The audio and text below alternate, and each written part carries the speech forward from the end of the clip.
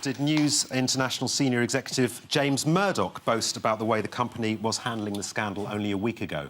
Well, he said that they've contained the scandal and it's now in a box. Yeah. Yes, he said, we were really able to put this problem in a box marked fuck up. He called him a mafia don. Yeah. Which isn't nice, is it? Well, they were very upset about it, and they sent me a letter of complaint. Really? Pinned to a horse's head. What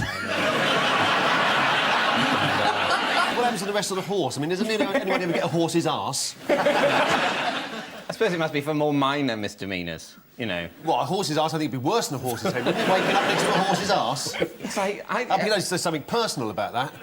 You might say that a horse's arse was more flirtatious, though. Flirtatious? That's an odd word to pick. That's an interesting window into your life. What, according to The Observer, did Rupert Murdoch do when Gordon Brown became PM and initiated an investigation into the phone hacking? He phoned up number 10. After the Guizy? Yeah. Their source was an ex-minister who wants to remain anonymous. Do you think, though, that Murdoch could just ring up number 10 during your time there? I know nothing. You know nothing. Is that why you were in the cabinet?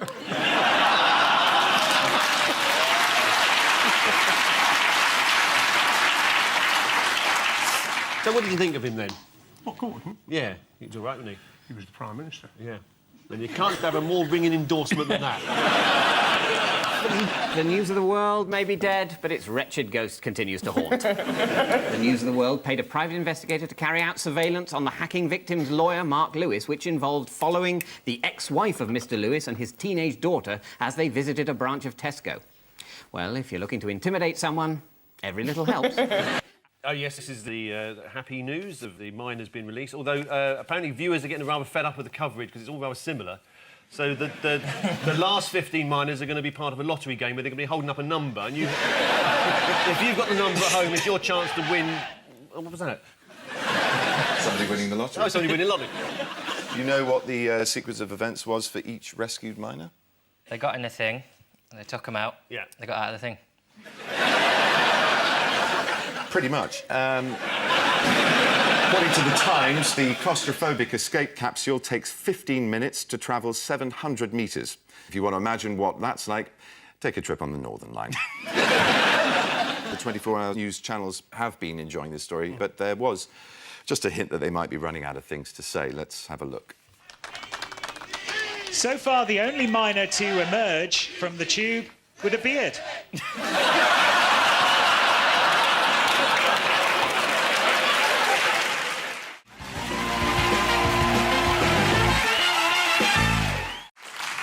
Next, Peter Adams analyses Reginald's what? It's got to be bonsai, isn't it? Oak. He analyses... Peter Adams analyses Reginald's tree and finds it isn't bonsai, it's just very far away. No, it was bonsai. It was Peter Adams analyses Reginald's bonsai. Here's Peter Adams in bonsai focus. That's his actual size, obviously. Several celebrities own bonsai trees, such as Ronnie Corbett. He likes a bit of shade. Does Tom Cruise have a bonsai as well? Hey, don't slag Tom off, all right? It was just a normal-sized tree. Leave him alone, leave him alone. He's suffered enough. Did you go and see him because you're going to have a remake of Twins, the Danny DeVito and Arnold Schwarzenegger film?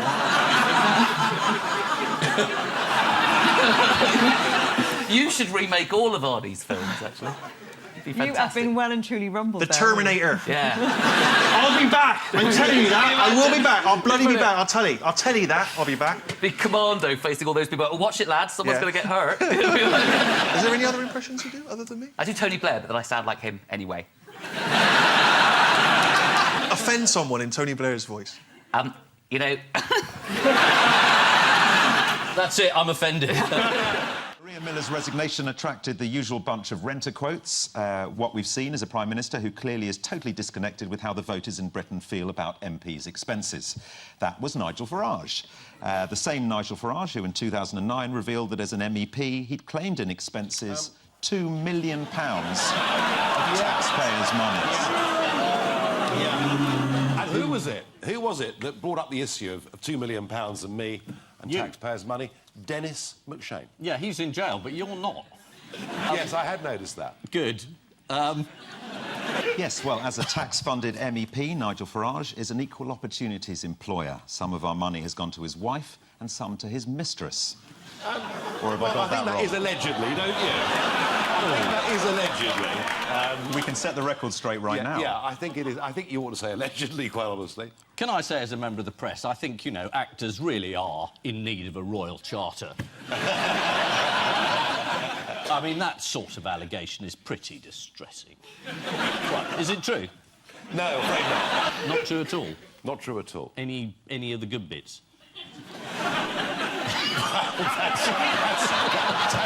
There are good bits. I'll tell you afterwards. Right. Well, let's have a look, shall we, at some of those revelations. Here is Nikki Sinclair, a former UKIP MEP, now representing the We Demand a Referendum party in the European Parliament. Take a close look at the reaction of the translator in the bottom left corner of the screen.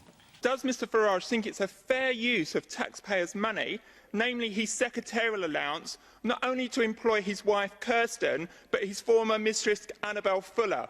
Is this a responsible use of taxpayers' money, Mr Farage?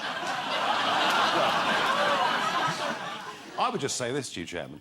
This is somebody who hid under the cloak of parliamentary privilege to make those comments, and when asked to repeat them publicly, refused to do so.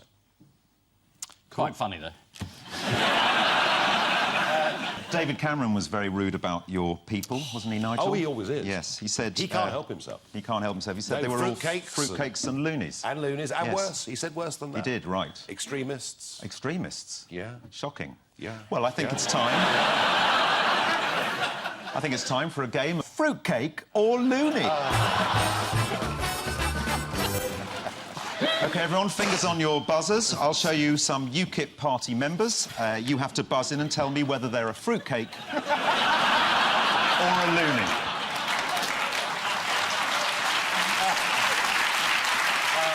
Here's the first one. I don't know who he is. Ian. I'm just guessing. Yep. Fruitcake. I'm afraid that's the wrong answer. He's a loony. He's a would-be UKIP councillor and loony John Sullivan, who wrote, "Regular physical exercise releases boys' tensions and thus avoided homosexuality." Which is quite right, Mr Sullivan, and that's why you'll never see a gay man down the gym.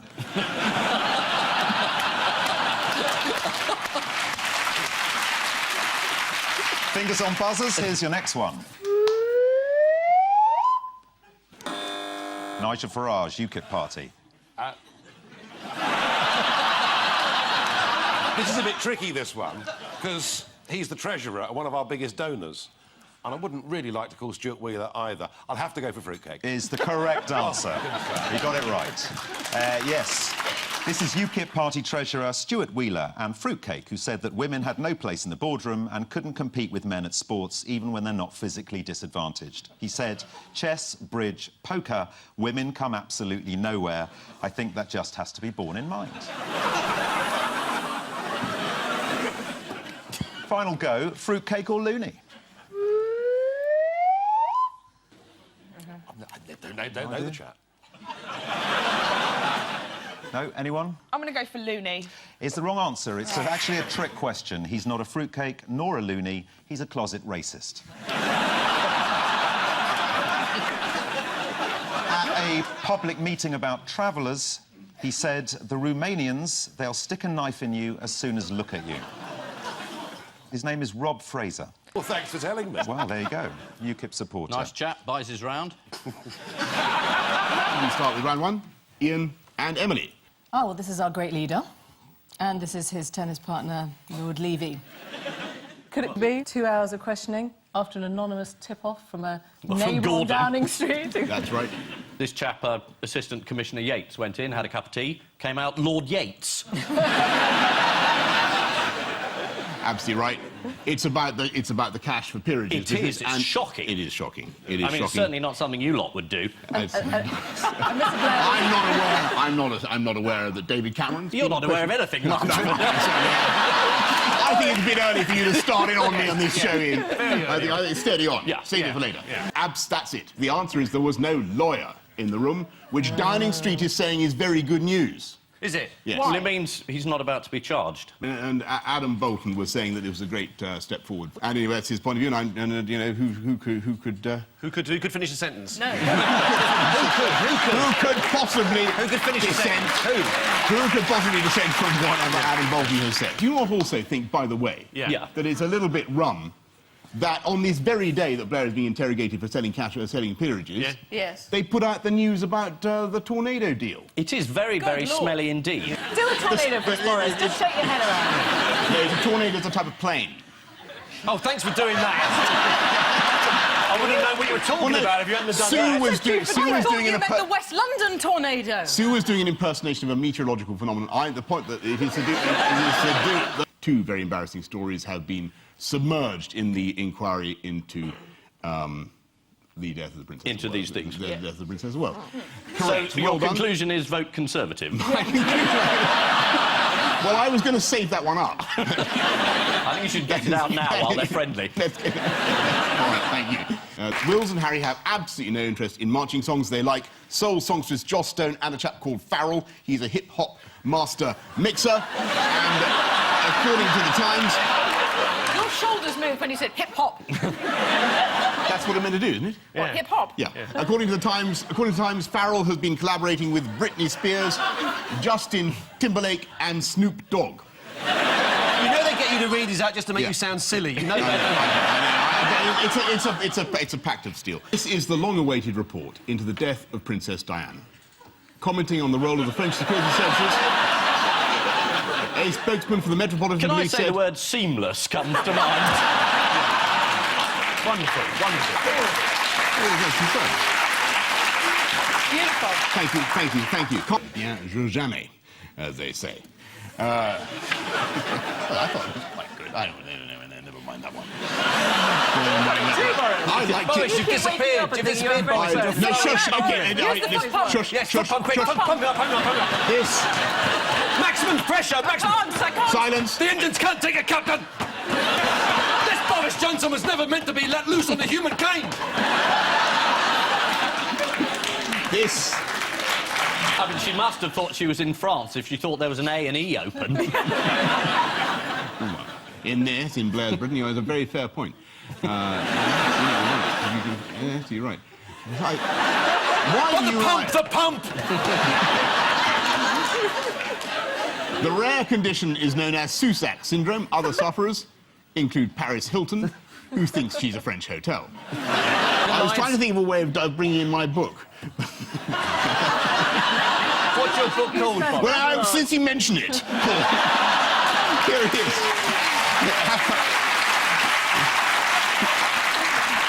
Can I have a look at it? You can have a copy. No, I didn't want a copy. I just want to... I'm going to look up Princess Di in the index. Very big exactly print, right. isn't it? Yeah. It's tremendous. Can I just say, genuinely, I've turned to a page. It said, as soon as I see Bertha's rear end backing down towards me...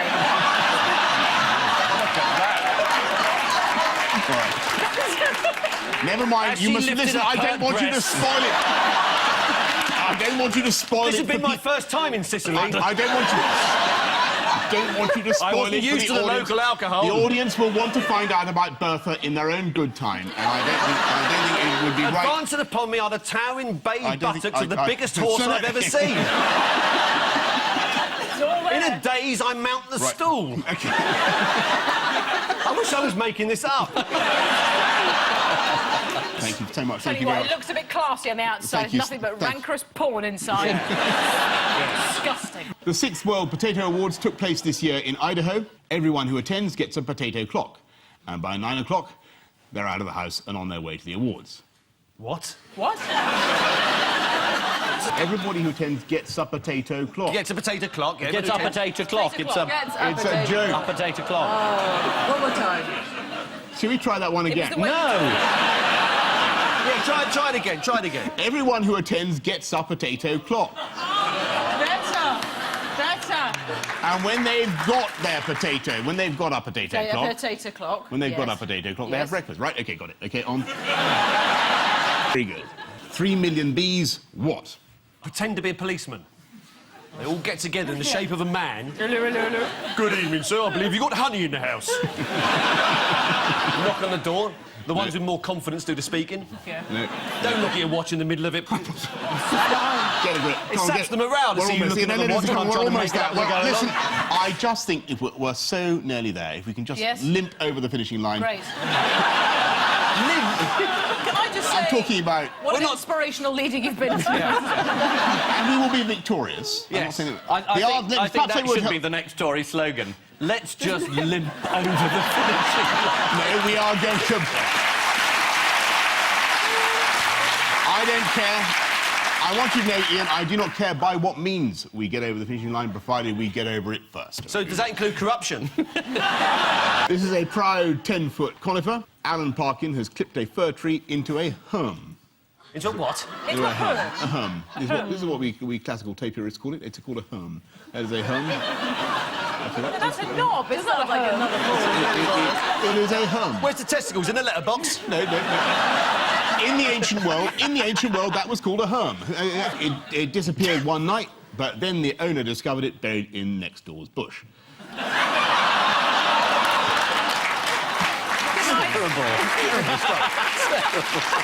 Dr. Phil, what's happening to fat people in Ipswich? They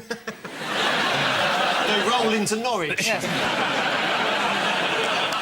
They're being denied various operations, including hip and knee replacements. It's a fantastic ruse for cutting the waiting list as a stroke. You just deny any treatment to fat people, and you have no waiting list. Is I go, hey, look, the waiting lists have gone down. I can't work out from your answer whether you're pro or anti-fat people. I'm very anti not treating them. You know, very anti, still very pro treating the fat human people, condition. We're all brought down by our own foibles and failures, aren't we, Boris? And.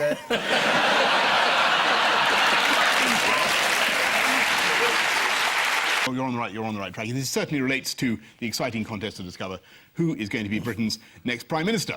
Now, and we all know it's going to be you, Boris. We all know it's just... We all know it's going to be David Cameron. If anybody out there... but he's a good friend of yours, isn't he? Yes, he is, yes. Have you come out for him, Boris? You've come out for Cameron. I think everything in the past should be forgotten, like Cameron. I think he's going to be terrific. Now, I've asked you some questions. Is he going to give you a job? Sorry, let me ask the questions, Boris. No, I'm sorry. I asked the questions. The question I have to ask you is what happened? No, it's you. What happened? I know you didn't. I can see you as Shadow Home Secretary. Bowman, who are you? I put it to my honourable opponent. Yes. Boris, what is a pink pussy, do we know? It's a kind of drink, according I know, to you. but what's in it? What's in it? My guess is alcohol. Have you ever had anything like that? No, well, no. Have you? No, not to my knowledge. Have you snorted cocaine? I tried to, but You've tried to snort cocaine? Unsuccessfully a long time ago. Sorry. I don't want to get any further. Were you using a vacuum cleaner? Were you using a vacuum cleaner? I sneezed. Right.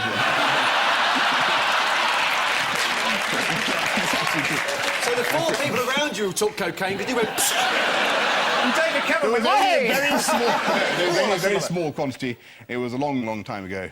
I think it's probably a totally disgusting and ridiculous thing to do. And what else can I say about it? Sounds good. Very wrong and bad.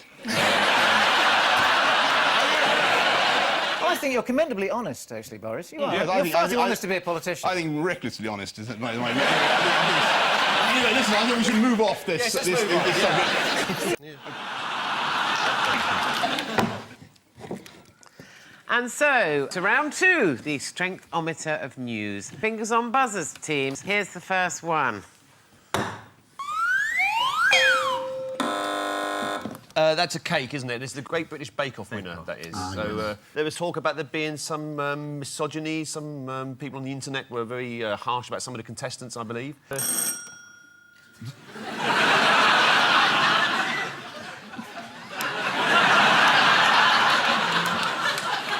Go on, what is it now? We were just going to tell you who the people were.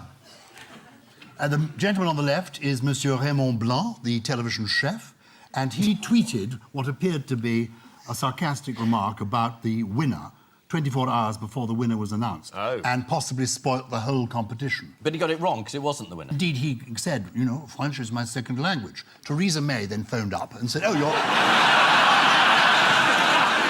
you're some froggy waller, are you? Well, get out, get out. This is what he tweeted. The Great British Bake Off, not much skills, female tears, and a winner so thin who makes me doubt her love for great cooking, baking. Who did that text refer Ruby. to? It referred to Ruby. That's Ruby. Ah, yes. But you can't really tell how thin she is there, because she could have, like, a really massive body under there. Must have more photos of myself taken from that height. And this is the winner. Francis. Right. And a lot of Bake Off fans were furious. Yeah. What did former finalist Mary-Anne Boormans compare the situation to? Do you know? No. The end of the Crimean War. She said it was like someone saying Snape killed Dumbledore before you've read the book. Good grief. Have you all read Harry Potter? Yes. Oh, no! My children and grandchildren are watching this. You've just ruined 7 people's childhood. Well, good. Let's see what Frances said about her personality. My key ingredients are a dollop of randomness, a teaspoon of wonder, a pinch of eccentricity, a drop of serendipity, a handful of curiosity, a fluid ounce of fun, and a cup of cold sick. So, this is the grand final of Bake Off, which I watched this week. It was contested by 3 female cooks, which is odd because I happen to know for a fact that the best bakers are all male, and they're all called Greg. One of the finalists, Ruby Tando, received a lot of coverage for her looks. She complained, saying, if I see one more person use the pun doe-eyed, I will personally go to their house and force-feed them an entire Charlotte Royale. Ruby, you're doe-eyed. Yeah.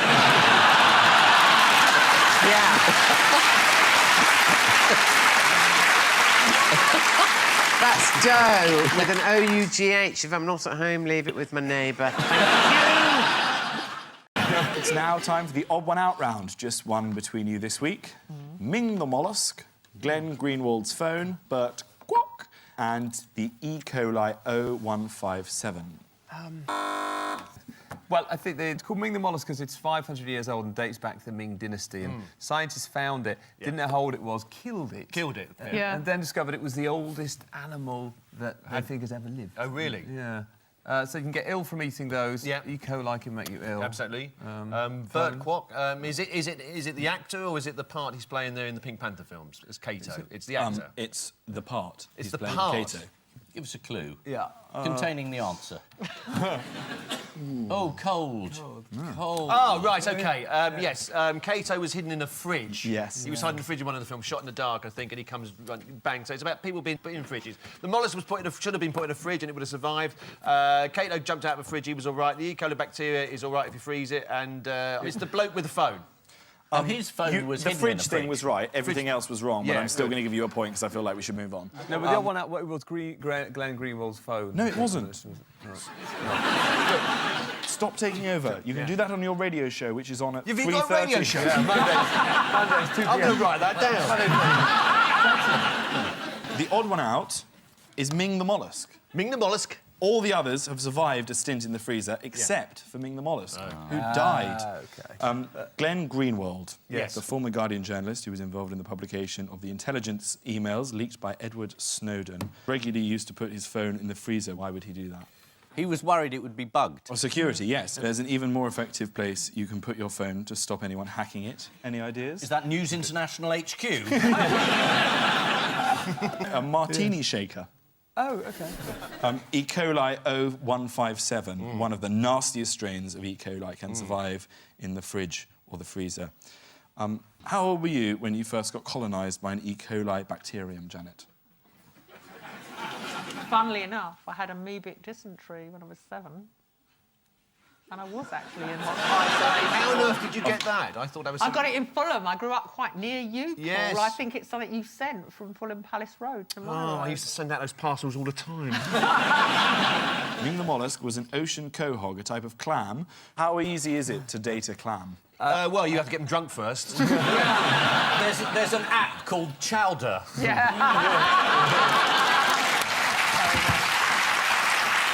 You need to watch out for chlamydia, though. It's quite... No, I've never dated a clam before. No. Pulled a few muscles. But if nothing else, this story brought out a certain solidarity amongst headline writers. What do you think The Independent, The Mirror and The Mail all went with for their headline?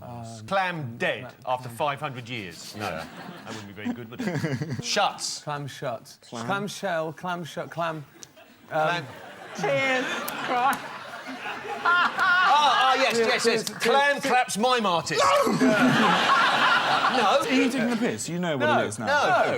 You do. This is what stupid people look like. I've never seen anyone worse at charades than you. No. That is a very good clam mime. We got the clam Oh, bit. sorry. The sad bit, the sorrow. What would happen? Oh, damn, it's such a... A shame. Crocodile. What a shame! Calamity! Calamity, Ian! No, that's terrible. No, Ian, it's obviously terrible. It's a calamity. I'm not mad, am I? You all got that. What were the tears for? How would that lead us to calamity as a That pun? was useless. Right, you're all going. You can be the panellist now. Come on. This is the most powerful number, 7. Is that right? They did a survey. I must have read this somewhere. They have. They've done a survey, and 7 is the world's favourite number. Ah, favourite number. Yes. Alex Bellos asked 44,000 people to submit their favourite number, and 7 proved the most popular. He describes it as the loner, the outsider, the Nigel Farage of the number 1. Shall we go through the top 10 world's favourite numbers? Yes. Yeah. What's at number 1? Number 10, sorry. So, number 10, what do you think? Number 9's number 10. No. Number 8's number 10. No. Number 10's number 10. No. Number one. No. 2. No, all numbers are available. Oh, 128. No, at number 10, the 10th most popular number is, in fact, 11. At 9... It's 10. No. 40. No. 21. No. 100. At number 9 is the number 2. 2. The most popular number in 8th position is 6. At 7, the 7th most popular number is 9, and the 6th most popular number is 13. OK, here's the top 5. This is going to be on Channel 4 for a whole evening. There'll be some talking heads in a minute. What do you think of 6? Yeah, love it. I've always liked 5 because it's a working class number. That's what I like about 5. Well, I think that 3, for me, I mean, when I was first growing up, I thought 3 was a magnificent... Oh, sorry. I've started auditioning. Sorry. Where am I? But let's firstly complete the top 5. Yeah, At number 5 is 5. Yeah, At brilliant. number 4 is 4. Yes. At number 3 is 8. Oh. At number 2... 1. Is 3. 3. The magic number, and of course 7 is the top one at number 1. But the study did ask people to describe the numbers between 1 and 10. 2 was thought to be cautious, wise, fragile and sympathetic. How do you think 3 was described? Nostalgic, sexy, unreliable. 3 is pretentious. Oh, God. 4, according to the people who responded to the survey, is laid back and a rogue. Yeah, this is absolute bollocks, isn't it? Nigel Farage.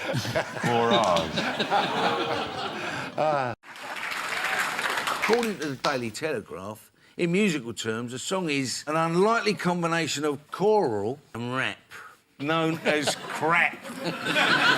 I think I'd rather like that. What? Zadok. Really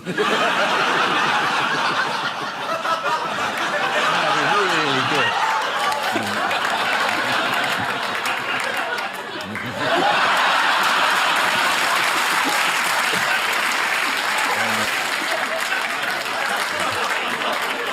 guess what I just imagined? I imagined that was empty. It's the best reaction I've ever got out of Paul. You've never said before.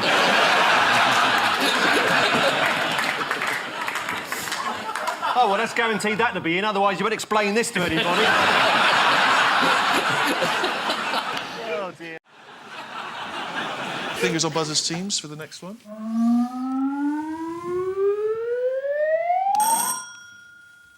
Have they shut the Humber Bridge to stop people going to Hull? Stop people going to Hull? Yeah. They don't want any more tourists. They've got enough. Maybe they're trying a new slogan, Hull, one letter different from hell. Could be it, couldn't it? Well, you're in the right neighbour. Both of you are in the right neighbourhood. John Prescott's from Hull, or was MP for Hull. Yeah. That's why they just close Hull. Yes. He's not an MP anymore, is he? Other than being a... No, he's Member of the House of Lords. Oh, right. He's a lord in Hull as well. Is he the Lord of Hull? Well, I don't know. I am the Lord of Hull! It is to do with Hull, but it's actually The Economist magazine. They have a very specific view on Hull. It should be shut down. Is that what they... Absolutely right, yes. The Economist magazine thinks that the city should be closed down along with Burnley, Middlesbrough and Hartlepool. Closed down? Just closed down. Why? The Economist described any efforts to save struggling northern communities as misguided. You lived in Leeds, didn't you? Yeah, I was born in Leeds. You were born in Leeds? Yeah. Should they close that down? Leeds is doing very well. It's Is it doing- thriving. Have you heard of Leeds, Ian? Yes. Yeah. There's a football team in Leeds, isn't there? There is. Leeds United. Yeah. You see? Local knowledge. Paul, any view on Leeds? So good they named it once. Yes, this is The Economist magazine's plan to shut Hull. Grim, dull and uninspiring. The Economist comes out every week.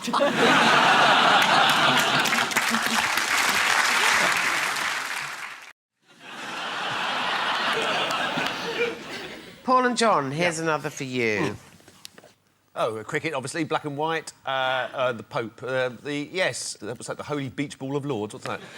Nuns. At least one of them's a man. I can see from here. The Vatican's got its own cricket team. It has. Do you know what they're called? The Angels, the Saints, the Pope's cricket team, the Vatican 11. They're called the St Peter's Cricket Club. And if you ask for an LBW decision, they'll deny you 3 times, apparently. Yes, get those references in. Yes, sorry, Giles. What does the Pope think of it? Yeah, they have 6-day matches, but never 7. The Pope is really into football. He is indeed, as we can see here in this photo. Oh, bollocks, it's not coming. Let's move on. Yeah. Sorry. I'm being quite unprofessional tonight. It's hormones, everyone. It's not really. I haven't got any hormones in my body anymore, thank God. My husband's pleased. I haven't assaulted him for months. Do you know what Father Theodore Mascarenhas, the Vatican Cricket Club president, had to say? By the way, to give you a clue, he's an Indian spin bowler and he moves the ball in a mysterious way. Sorry. Well, he said, we hope that one day we will be able to translate silly mid-off into Latin. Want to have a crack at that, Giles? My Latin is terrible. For years I thought in loco parentis meant my dad's an engine driver. Julius Caesar used to tell that one.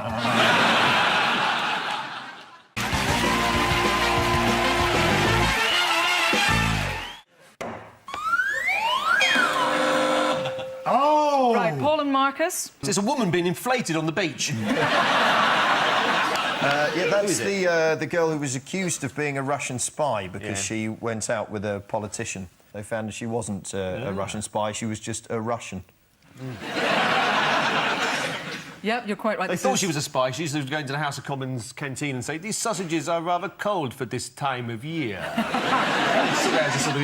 The seagull flies high above Krakow. It sounded like secret messages. I think they actually thought she was a spy because she made a beeline for a member of the Liberal Democratic Party. So not very well informed, then? No. They thought, what other reason could there possibly be? It's phoning the Kremlin going, they are going to make corduroy compulsory. Indeed, this is Katia Zytolieviter, who had... I know, you bet you've practised that, haven't you? Конечно. Yeah, it was very good. That's all my Russian. That's No, very that's good. it. You just learned her name and that was it?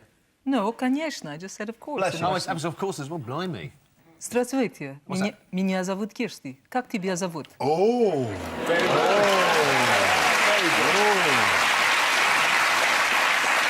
Hold on a minute, I just want to ring MI5.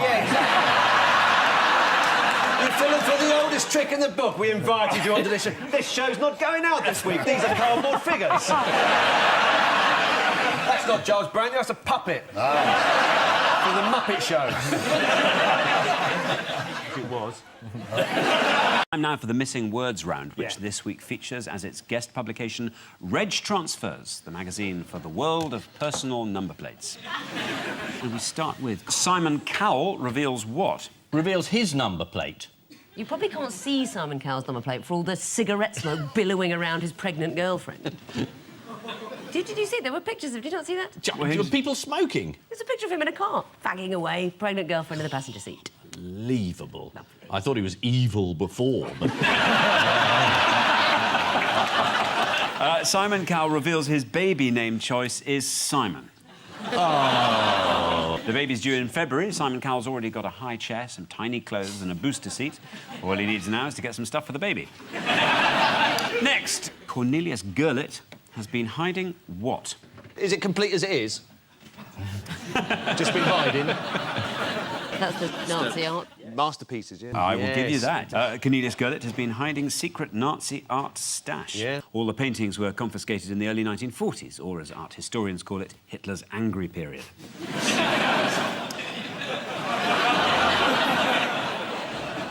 Next, in Essex, we all have what?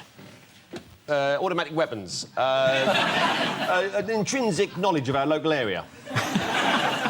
Personalised number plates. Personalised plates. Yeah. There we are, yes. In Essex, we'll have personal plates. I wanted my initials on my car, but I didn't fancy splashing out in a personalised number plate, so I just bought a second-hand AA van. Brilliant. Next, police dogs will receive what? I know this. Go on, then. Pensions. They're going to get pensions. Pensions? Absolutely right. And rightly so. Yeah. Rightly so. Yeah.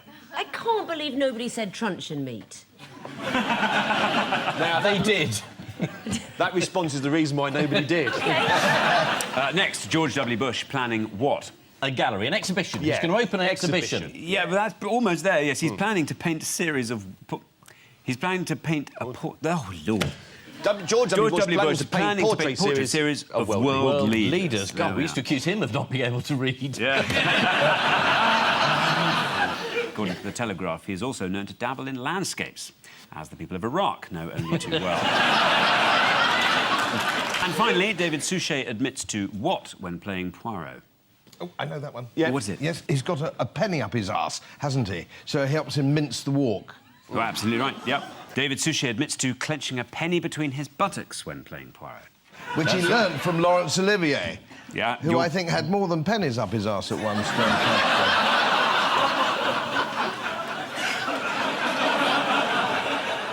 Right down to the line, Godfrey. Sorry. I know you won't ask me back.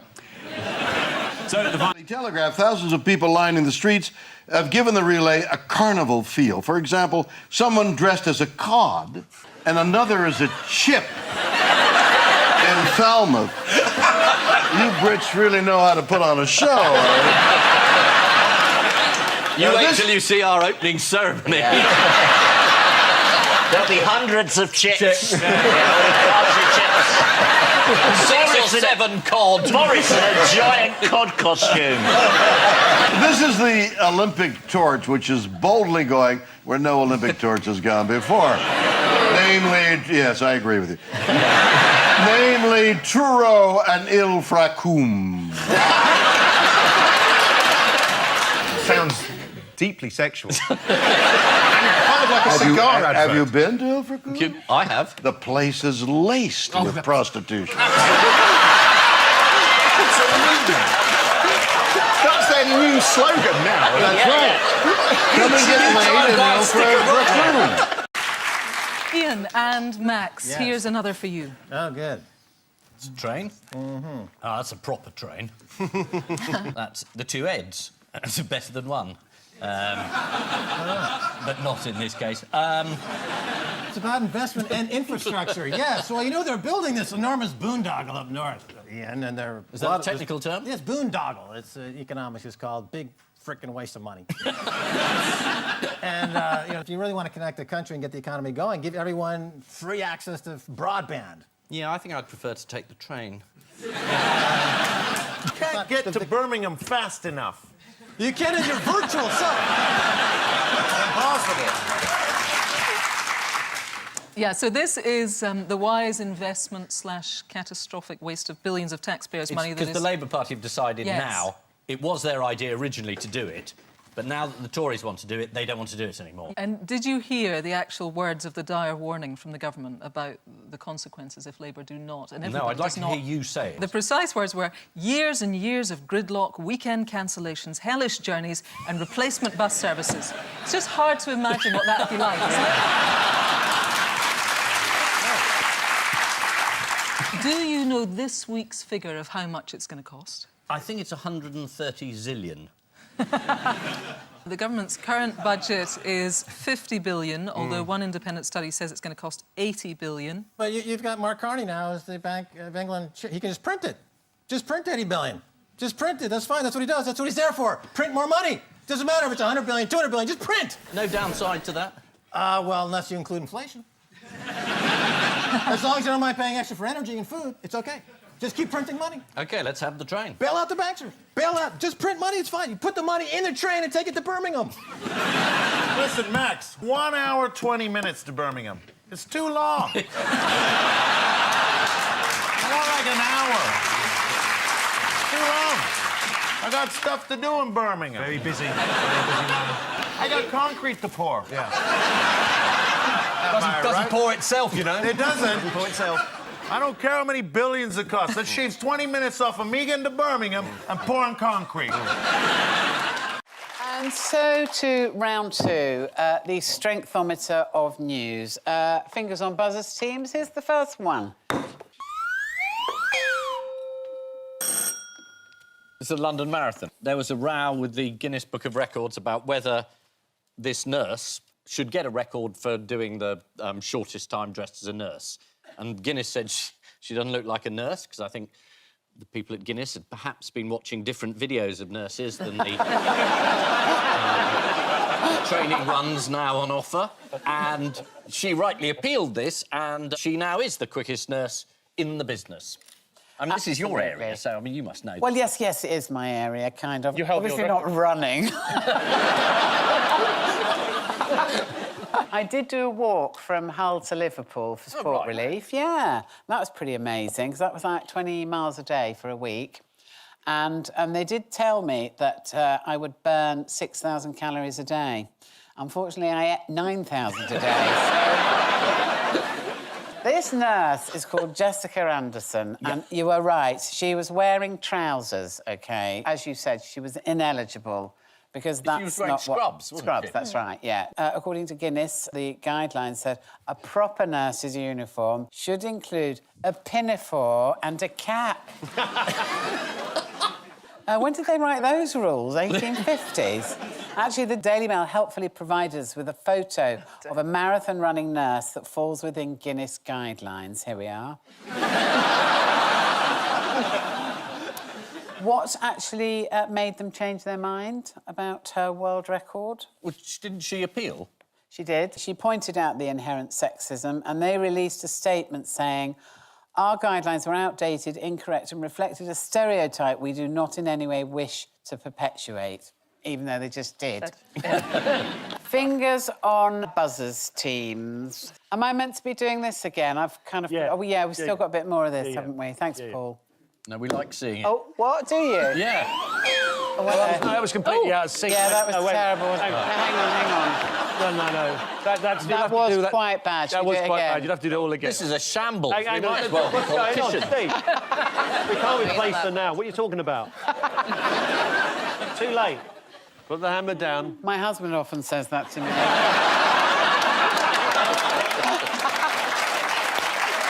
OK. Fingers on buzzers, teams.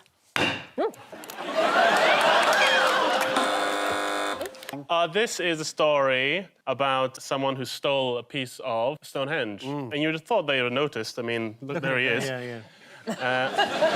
Wasn't very subtle about it. He kept it and he took it to America and he's finally returned it because after all these decades, he's got bored of a bit of stone. His name's Robert Phillips. He stole it in the 1950s when a restoration team drilled metal supports into some of the stones to keep them in position. He's just turned 90. Kept it as a memento. Why is he returning it after 60 years? Was he sick of cars slowing down in front of his house to have a look?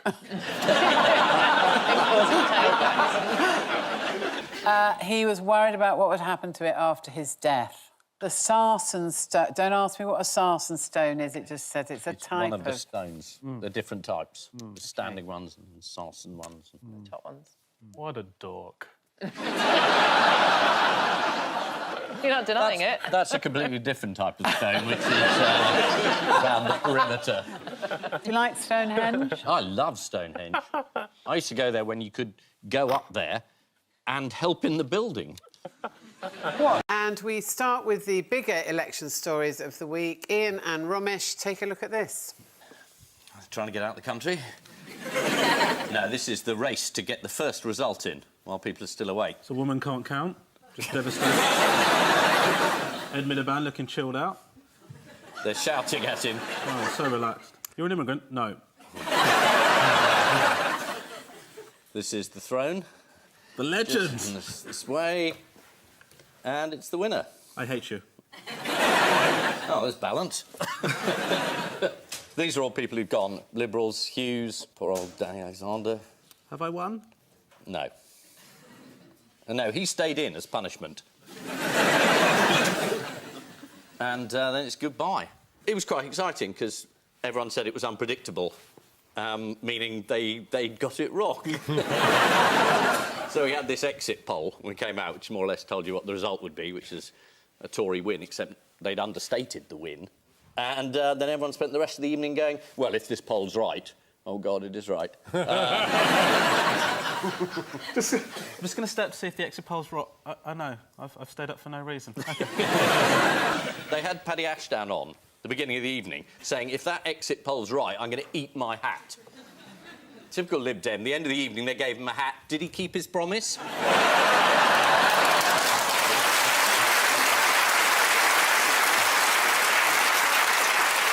You're absolutely right, Ian. It was the election. Yeah, it was. It was the election. It was the election. Oh, I think we've nailed that question. Now, fingers on buzzers, teams. This is Jamie Oliver. He's got into trouble because he's come up for a recipe for paella, which the Spaniards don't agree is paella, and so he's got into trouble because of that. Because he's added chorizo. Chorizo. Uh-oh, chorizo. Yeah. Bad. I don't know what that is. Plus, some people don't find it very appetising because it's got a picture of his face right in the middle of it. Some of the abuse was pretty bad, eh? They said, why don't you go and make chicken nuggets out of your own fingers? Yeah, a Spanish man, Antonio Villarreal, tweeted, my version of fish and chips combines aubergine with duck. And one Daily Mail commenter added, Jamie, I voted for Brexit because you said you would leave the country if we won. Why are you still here? But why? Why are people so angry? This is cultural appropriation, which, you know, But essentially... I've had chorizo in paella in Spain. In lots of the... Like, yeah, lots but of times. you are not allowed to say this is my recipe for paella because you're not Spanish. Like, if you cook spaghetti bolognese, anyone who cooks it tonight is guilty of cultural appropriation. The only thing we are allowed to cook is fish fingers. That is Britain in Brexit future. You should just have called it paella a la Gibraltar, and then...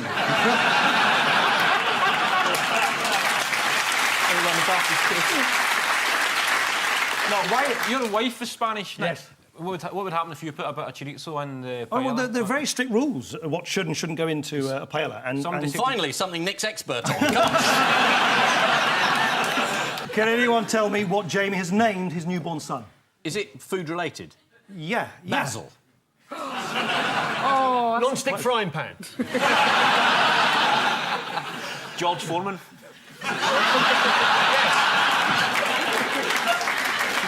According to the Register of Members' Interest, William is top of the league table of cash in terms of money earned through work which is dependent on their status as an MP. Who are the top three? Him, Anne Widdecombe, Yep. George Galloway. Correct. And then you're fourth, aren't you? Yeah.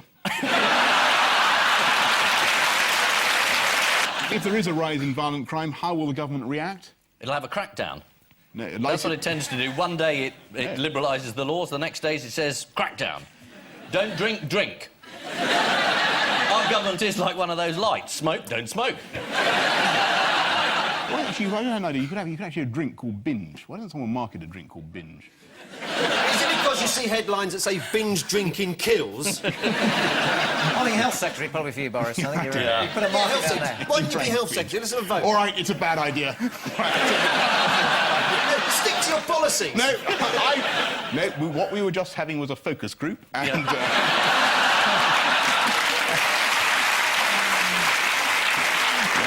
Never mind, stagger on. This is the relaxation.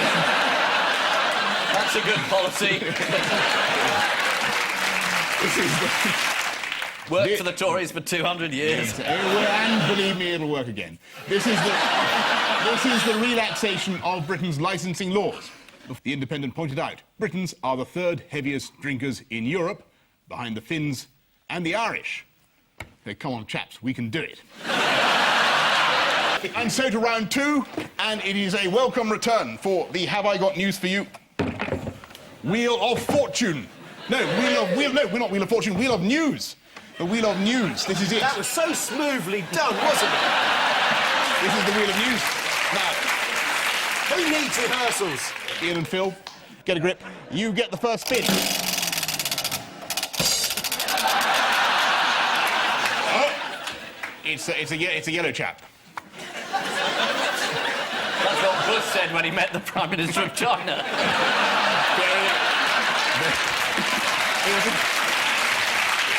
Next, what's blamed on hairy armpits? Global warming.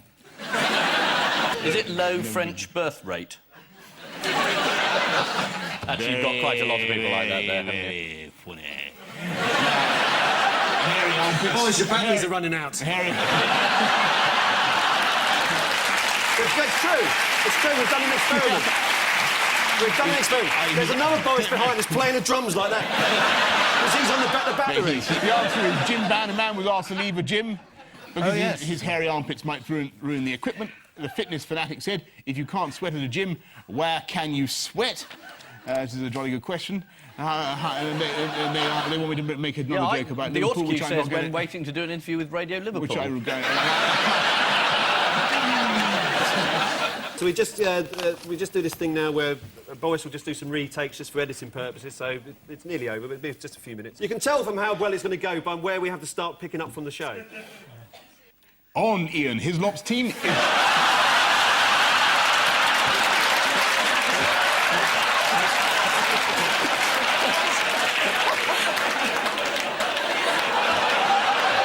one thing to remember is no matter how long this goes on, the pubs will still be open. Are you a rugby fan, Boris? I am, yes. Yes, I am. Did you play the game at Eton? I did, yes, I did. I did. Did you play? At Eton, no. Didn't we play you? Yes, you did have an away match. Yes, Eton played me once at rugby. Did you beat us? 35 points to 2, I beat you. I'm not surprised. You are, anyway, Paul is quite correct. It is all about the rugby. Yes. I said that already, haven't I? Yeah, you have. Now, can I ask you, I wonder... A marvellous moment of self-awareness there, Boris. Yes, you have said that before. But it's a very good answer. OK, moving on. Ian and Rick, here's your one. The England team had their picture taken with the Queen, after which skipper Martin Johnson said, it'll be a unique picture with that dog in it. a bit more respect, chaps. Taking tea at the Palace, Johnny Wilkinson declared, being on the bus was one of the greatest moments of my life. To which the Queen replied, what's a bus? So, anti-royal, anti-mine. You're rather unfair. I'm sure she's been on a bus. She has. Any room upstairs? Yeah, up she goes. Ian... But Boris, you're complaining as if you're not the one reading it out. well, this is a bit like the Queen's speech, this whole event, isn't it, really, I feel? Anyway... You just read it out. Just, I'm Her Majesty's loyal government. Ian and Well, if you read something out that you don't agree with, could you give us, like, a visual signal? Well, I gave you a sort of vague indication. Yeah, just wave your hand. Yeah, just wave. Or make a whistling sound. The Queen could do that she could. during the Queen's speech, couldn't she? Well, she did, We'll actually, abolish didn't fox hunting. Well, I don't think Her Majesty would do that. Now... No. Now, did you also notice that a particularly shocking photograph this week appeared in The Guardian, which I hope we're going to be able to bring to you now. There you go.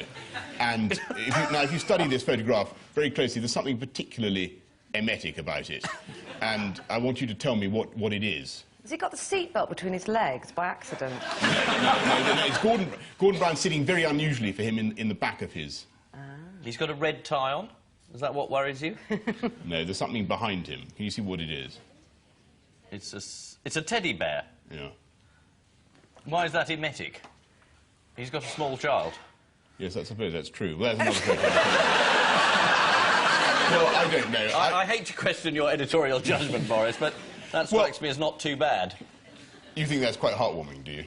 I was neither warmed nor cooled by it. It's just why does he have a teddy bear in the back of, a pool limo, which is taking him to the pre-budget report? Well, presumably, if the child is ever in the limo, he can get the bear out. I'm sure on your bike you've got a selection of soft toys ready for any of your many children to hop on the handlebars. Right. Well, I'm for a trip up Trafalgar Square with Daddy to meet some friendly policemen. Well, anyway. I'm delighted, really, that you're less stony-hearted than I am. Really, I sort of thought it was a bit much because it struck me. Maybe I'm too cynical, but I thought it was a bit odd that a 2-month-old baby should have a teddy bear, and that this teddy bear should mysteriously turn up in the back of his father's car as he was on his way to. Has it occurred to you that maybe I'm being too cynical. Maybe it's my fault for not having given my children enough teddy bears. I think you were too busy. Did you have a teddy bear when you were young? Well, that'd be ridiculous. Yes. Yeah, but you can only see half of the parcel shelf. The baby could be on the other half. The bear could be an asylum seeker. All right, well, anyway, there you go. It's obvious that the bear picture attracts widespread support. Yeah. You're meant to be not the nasty party. Total flop, that. Yeah, well, I just thought it was a bit of spin, but there you go. You obviously like it. There you go. All right, fair enough. Fair enough. I retreat in disorder on the bear front. Well done. You're dead right. More aerial shots. This is a motorway. This is probably it tells us there. The M6 is a new toll road has opened up, and there are the cars experiencing the frisson, the excitement, the sheer pleasure of handing £2 over. What's that? Somebody's driving a trainer. So it's £2 to the person who moved, and then you can drive all the way to Walsall. You're looking at me as if I'm wrong, No, Boris. I'm not. You're absolutely right. It's to do with the opening of the new toll section of the M6. Yes. Near. I said that, but a bit more fluent than You're whipping me up into a coma, Boris. I want to congratulate... I've noticed something about you, but when you came out of makeup about 5 minutes before the show, your hair was immaculate. And then you must have just done that. Are you living up to your public image? I think it still qualifies as fine. Anyway, it qualifies as fine. I just wondered why you changed it. You look like you just got off a bike. Well, anyway. Is there a reason for that? There's no reason that I can think of. Anyway, what about a reason you can't think of? Well, there may be a reason I can't think of, but the problem with that reason is I can't think of it now. If I could, I would supply. Was well worth it. Well, taught us the master of, Did you study philosophy? Lightning. Or did you just think you studied philosophy? How can I know? Indeed. How can any of us know? How can any of us know? How do we know? So the answer is it's the England rugby team celebrating the World Cup victory. I've confused you, haven't I? Well, you're right. You're right. You're right about that. Not a difficult task. You're right. It's like trying to sort of engage a kitten with a ball of wool. It naturally must go for it. So yes, it's the England Rugby World Cup team celebrating their victory and they gave me every assurance that this wouldn't happen again. They said, well, you'll get the hang of it, and he won't mob you up. But you have, in comparison. I'm delighted you think so. Yeah, you're doing very well. Well, good. OK, well, there we go. You've got the correct answer again. You both went to Oxford, didn't you? Yeah, but that wasn't on my course. Wasn't it? No, you can't do it with badgering. No, that's right. Anyway, Kate, I think he's ready for morning TV. Yeah, I think it was jolly interesting. Yeah, no, you're right. Are there any other questions not related to badgers? No. Yes, there are. Excellent. Speed. It's that funny bit of paper. It's about speed It's trap. a ticker tape parade for you, Boris. It's quite a modest one. I think someone's been rolling joints in the rafters. Have you noticed? These little bits of paper keep fluttering down. Anyway, what was the question? It was about 10 minutes ago. What's it about? They didn't used to have beauty contests, did they? They said it was degrading and that sort of thing. in Well, China. they weren't entirely wrong. But that's funny because that's what we say now, isn't it? Not if you're a judge, you don't, I'll tell you. No. It's interesting, that, isn't it? How the sort of... What's the word I want? I don't think there's anything degrading. Sandwich? There's a reversal of mores. It's a phenomenon of the reversal of mores. On the one, that 20 years ago, the Chinese thought it, degrading and so on. Now they think it's rather progressive. I don't think it's degrading if they wanted to do it, and there's nothing wrong with them having a beauty contest. I don't think it's nothing worse than building a tunnel for badgers under a motorway that nobody wants to use. I could not fail to disagree with you less.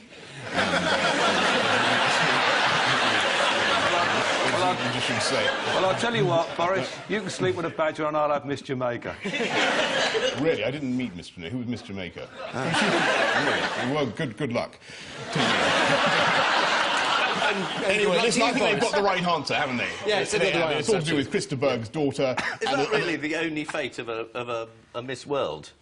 To end up with some superannuated footballer? Was that the height of it? Sorry, I'm just talking to an expert here. Superannuated footballer? George Best. I don't think he's still playing, Boris. Is he sleeping with Miss Jamaica, is he? Where did he come in? Care in the community. Anyway, it says moving swiftly on. Yeah. Clutching her cheque for £60,000, the newly crowned Miss World said, "I'm thrilled and delighted. Now I'm looking forward to a year of excitement, travel, and working for various charities." You've won it, baby. You don't have to say that anymore. You can go and spend it on shoes. According to the... That's not sexist, is it? That's not right. I'm going away with saying that. According to the Sunday... That was terrific. Yeah. The way you said baby is just... Yeah. OK, so to the tabloid round. Paul and Kate, here's yours. I love yow. What's that Bless you. Try that again with a Birmingham accent. I love yow. Yeah, good. I think this is Ozzy Osbourne. Ozzy Osbourne's fallen off his hair. Hasn't he? Just a blank look again, Boris. I must kill the Prime Minister.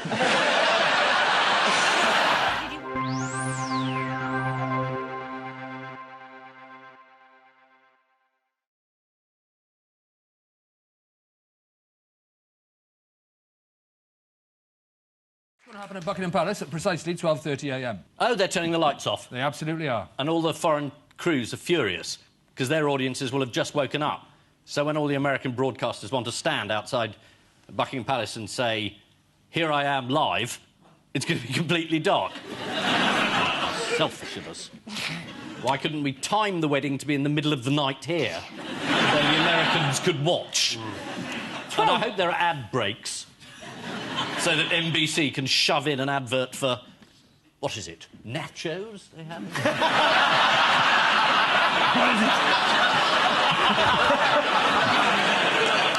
According to the Telegraph, Kate has invited her very first boyfriend, Willem Marks. I like Williams that are too posh to bother with the E bit. It's very posh. Willem. What's your name?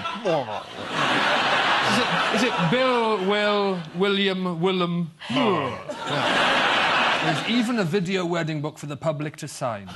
So let's have a look at some of the messages of goodwill and affection that have been left so far. Royal wedding will cost in one day half what the UK spends yearly on help for the unemployed. Oh, lovely. May their long and happy marriage be the last one of the monarchy of the UK. Vast numbers of people couldn't give the tiniest shit. Do I need to do this number 6 once? Helen Mirren. Yes, sorry. Oh, that's right. nice. We'd all like to do Helen Mirren, but we're doing a bloody quiz show, mate. That's what we're doing here. Helen Mirren played the Queen, of course. Oh, right, yes, yeah. And here she is talking about John Gielgud on BBC Breakfast News. So that always inspired me. He always took kind of edgy choices. Yes, and he swore a lot, as I remember. And there was well, in that sort of wonderful voice you had. Exactly. that was you the little comedy. shit. Oh, no, you can't say it. Take that back. That never happened. It was in the original Not pre-recorded this time. If you heard that, we're very sorry. No, this week it's Chris Grayling. He's been complaining about journalists using the Freedom of Information Act to find out things. He said it is misused by those who use it effectively as a research tool to generate stories for the media. That isn't acceptable. Yeah, bloody journalists with their stories, eh? Why was he particularly being hypocritical? I was camping earlier in the week. I missed this story. Is that Really? an Was it excuse? nice? Where? In Wales? Quite mild as well for the time of year. Good, It's that was a too- big story. I think it's too mild. Do you? I do. I don't like it. Is it thrown out your body clock? It really has. I'm Is it? menopausal. Are you? So it really doesn't help. No. You just want a cold wind up you at Do this you? time of your life. You do. Yes, according to The Sun... Waterloo Bridge and the Thames are a simple walk away. What, you want me to jump? No. Cold air. Oh, I see. I want you to jump. Paul, Yes. could you give me an hand here, mate? Yeah. You just read out the names when they come up. Don't get me wrong, I could do it myself. I just Okay. can't be arsed. Right, okay. Deal with this. Yes. So, the Greek president... Karolos Papoulias. has been talking to the head of the Socialist Party. Evangelos Venizelos. The leader of the far-right Golden Dawn Party. Chrissy Avgi. And the young, charismatic leader of the far-left Syriza Party. Alexis Tsipras. More commonly known as... Sexy Alexi. But I'll be the judge of that. Oh, yes, he's all right, actually. Yeah. You know, he looks a bit like Ed Miliband to me. Oh, does... Are you a man obsessed? No, this is Ken's attempt to find some work.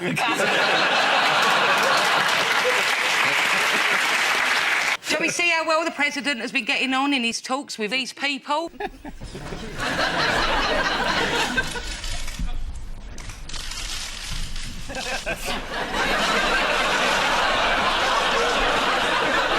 I think he's going to come to the conclusion they can't stay in the euro, which most sensible people have realised about the last 2 years. And then they're out. They're out, and the world will carry on, and we'll all be able to afford to go back for a holiday in Greece. You've become very upbeat, haven't you? Getting a nice sleep now, isn't you? Yeah. Like a log. It's good for you at your age, sleep. So, how are several newspapers referring to this possible Greek exit? Are they taking Greece and out? Grout.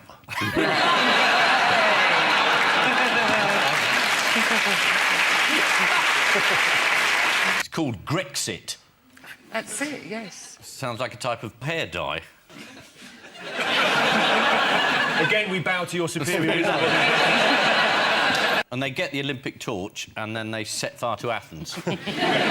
And then we go bankrupt because everyone's exposed to Greece, to this debt.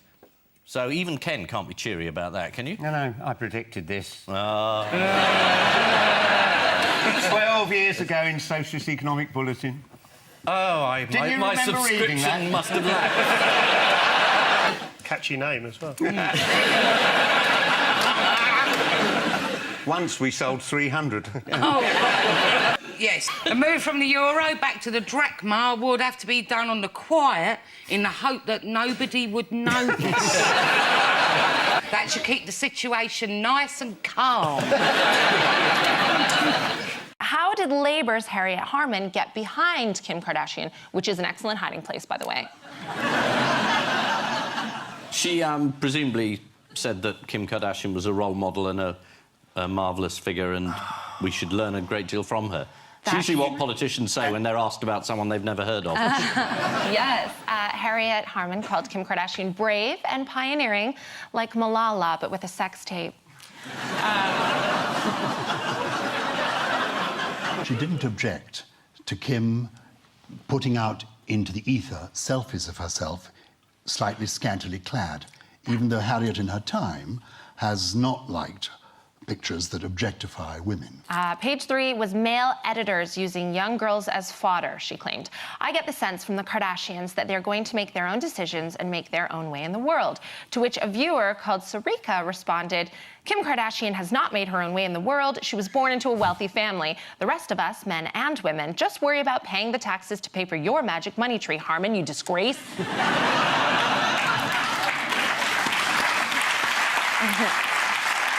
Ian, I feel like I haven't given you enough opportunity to show your knowledge on the Kardashian family, so I will give you a point for every Kardashian sister you can name.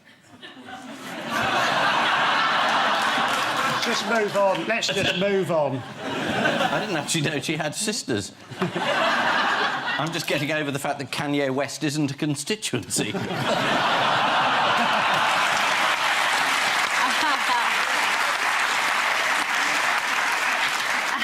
You could have had Kourtney, Khloe, Kendall, Kylie. All spelled with a K, yes. It's exciting. And do they have children that start with a K? No. Kourtney, all right. Kourtney. There's a child they're all very fond of who they call Special K. And they look after him. He's lovely, comes through. How are you?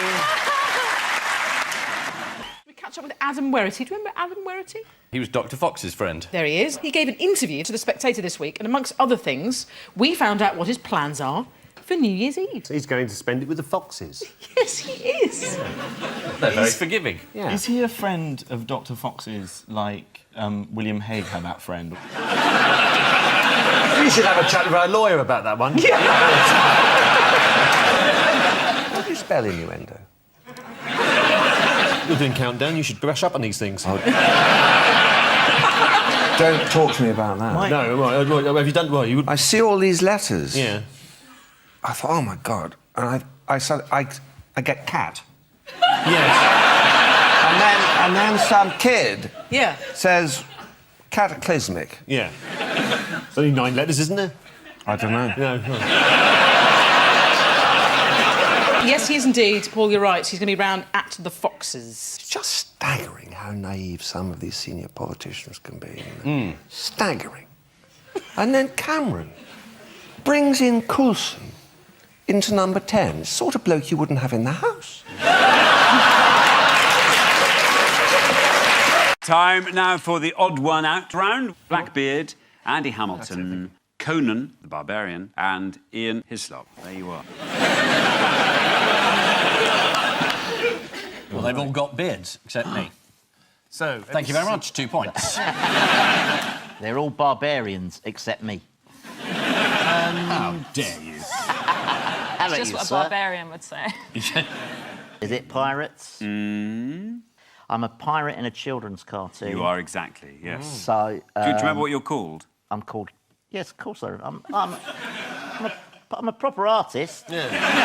I'm Captain Squid. You are, you're Captain Squid. Captain Squid. Captain Squid. I'm a captain and I'm a squid. It's actually quite an achievement for a squid to reach that rank.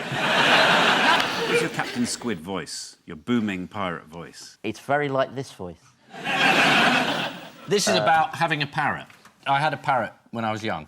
Ian's the odd one out. He's not a pirate.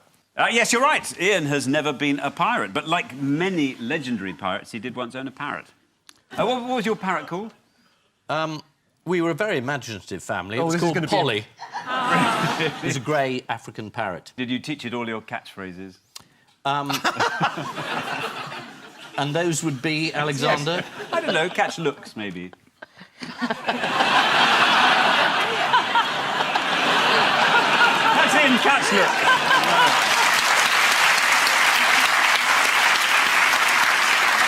We had this parrot in Nigeria, where we were living when I was very young, and it was a lovely parrot, and it did a certain amount of talking in English. I'm too good for this place. I really shouldn't be here. Yeah. What do we know about Blackbeard?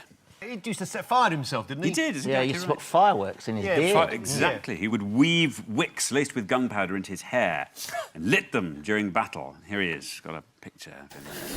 He runs a coffee shop now in Shoreditch. I've seen him. It's vaping. That's still happening. Blackbeard was an infamous 18th century pirate in the Caribbean, known for his drunkenness and violent reputation. In fact, Johnny Depp used him as an inspiration for the character Johnny Depp in real life. Who's that playing Conan the Barbarian? Arnold Schwarzenegger. Yes, that's right. One recent review of Conan the Barbarian read simply, terrible film, terrible actor, terrible apprentice ratings, sad! Exclamation mark. Yes, they are all pirates apart from Ian, although he did once own a parrot. I was a pirate, actually.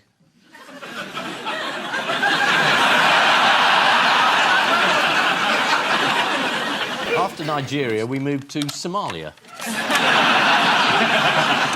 The film Captain Phillips is based on me.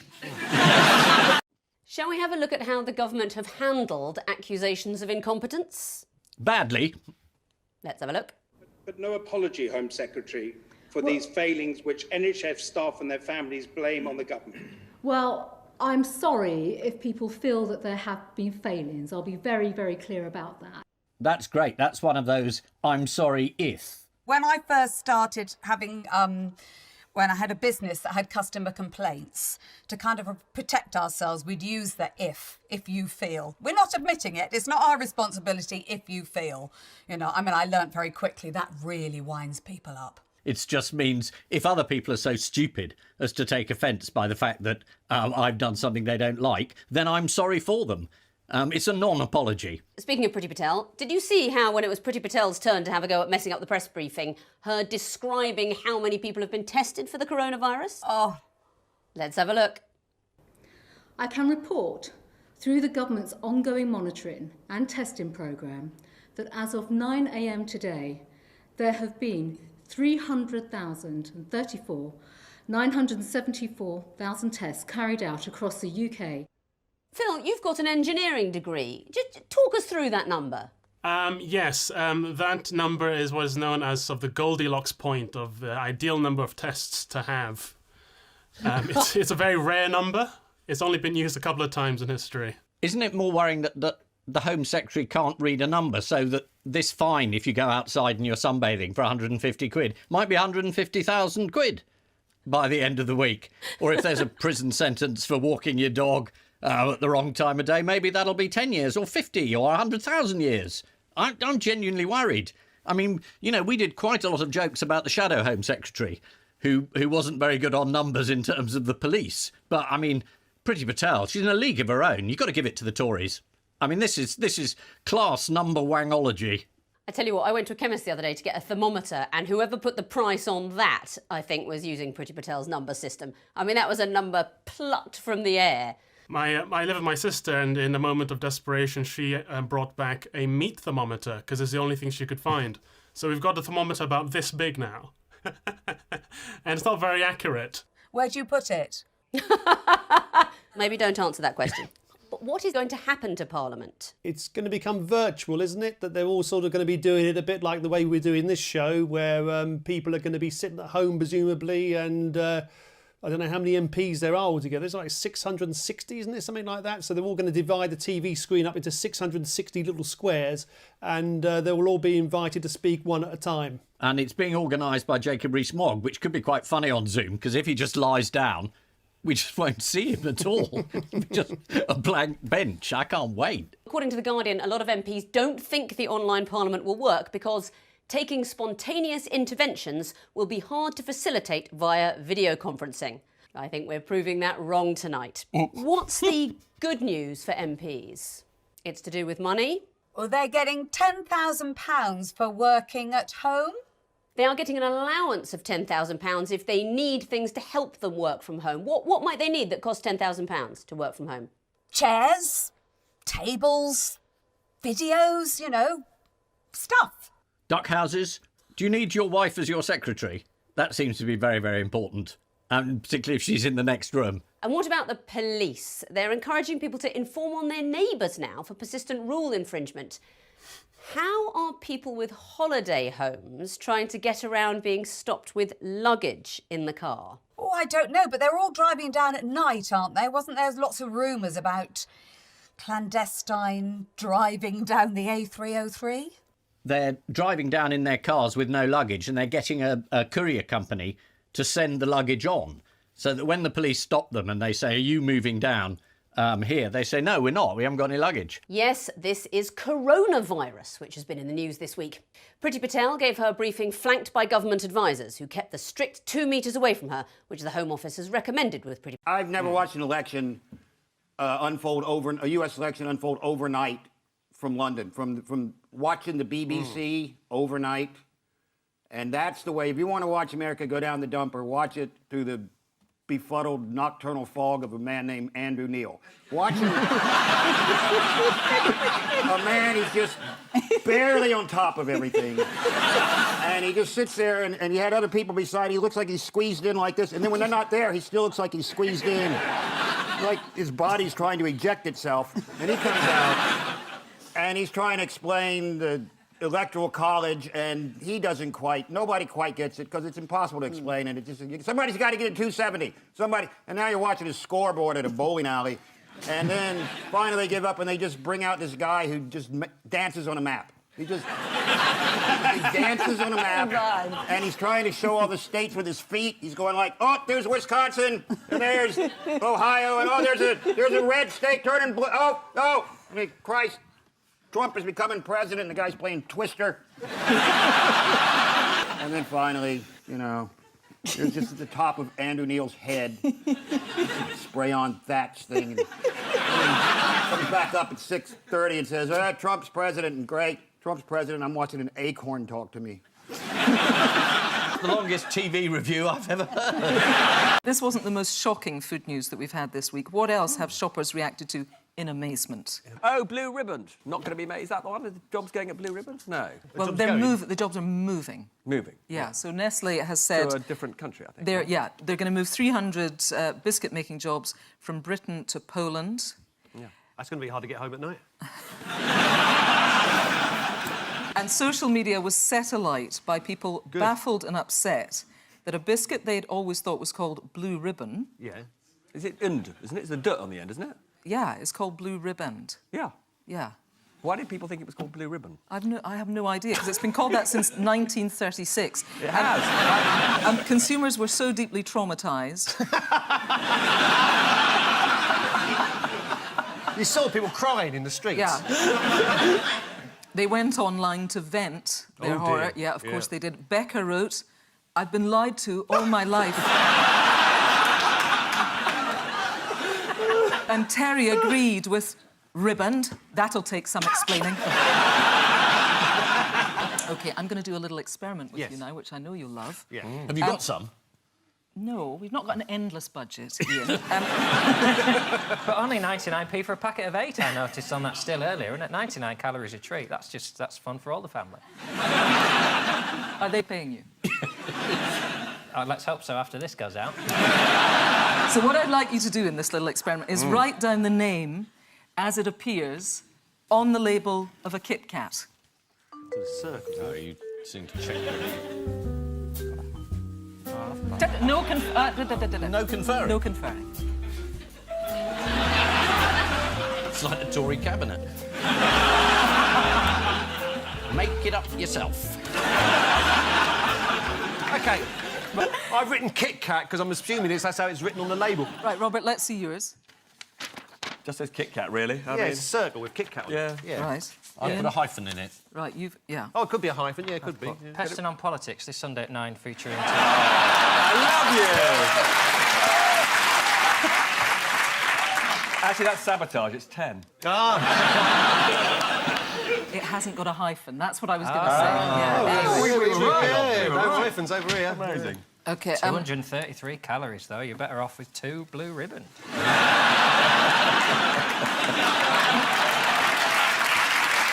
This is the idea that the act of Russian warfare that comes next will be invading our homes via our kettles.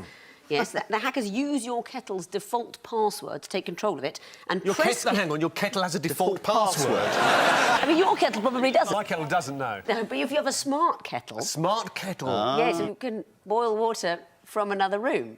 Can you boil a kettle in somebody else's house without their permission? Yes. Well, that's how Putin could launch an invasion. All our kettles could spontaneously start boiling.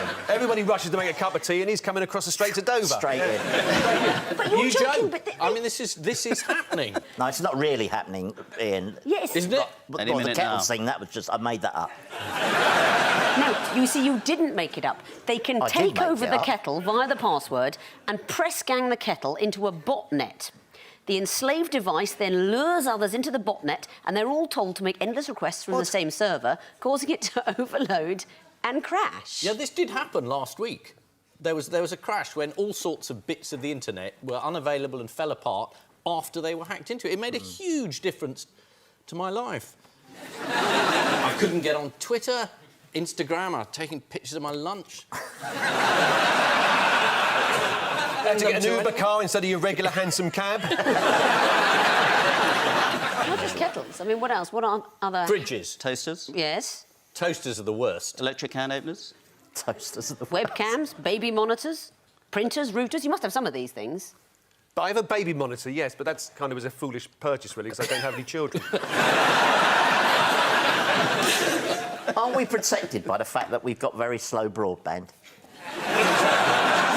Why should we not be worried about Russia's aggressive posturing, according to Professor Mark Armand? Somebody hacks into you? Yeah.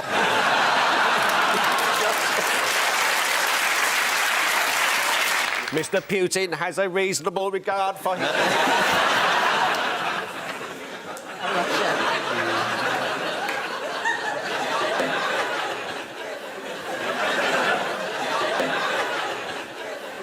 Time now for the Missing Words round, which this week features, as its guest publication, Oil Installer, a magazine of the heating industry. That looks like my local priest. And we start with, I look forward to the arrival of Oil Installer magazine, but I must get out more instead. if anyone gets this, I'll give you £100 of my own money. OK, right, here we go.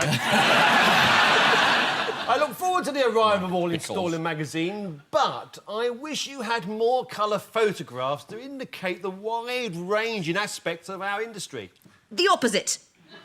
I give you £100. It's gone too The answer is, I look forward to the arrival of Oil Installer magazine, but we are a niche specialist magazine and we should keep it that way.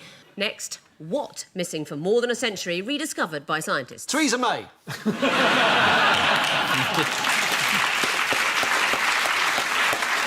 The answer is faceless fish, missing for more than a century, rediscovered by scientists. This is the faceless fish that was spotted this week for the first time in Australia since 1873. According to the scientists who found the fish, you can't see any eyes, any gills or any mouth. I think what you found there, mate, is a stick. Next, what? No longer a dirty word. Coffee. Dirty. Oil. Oil, no longer a dirty word. According to Oil Installer, oil is no longer a dirty word. Well, that depends on your point of view. For some, oil is refined. For others, it's crude.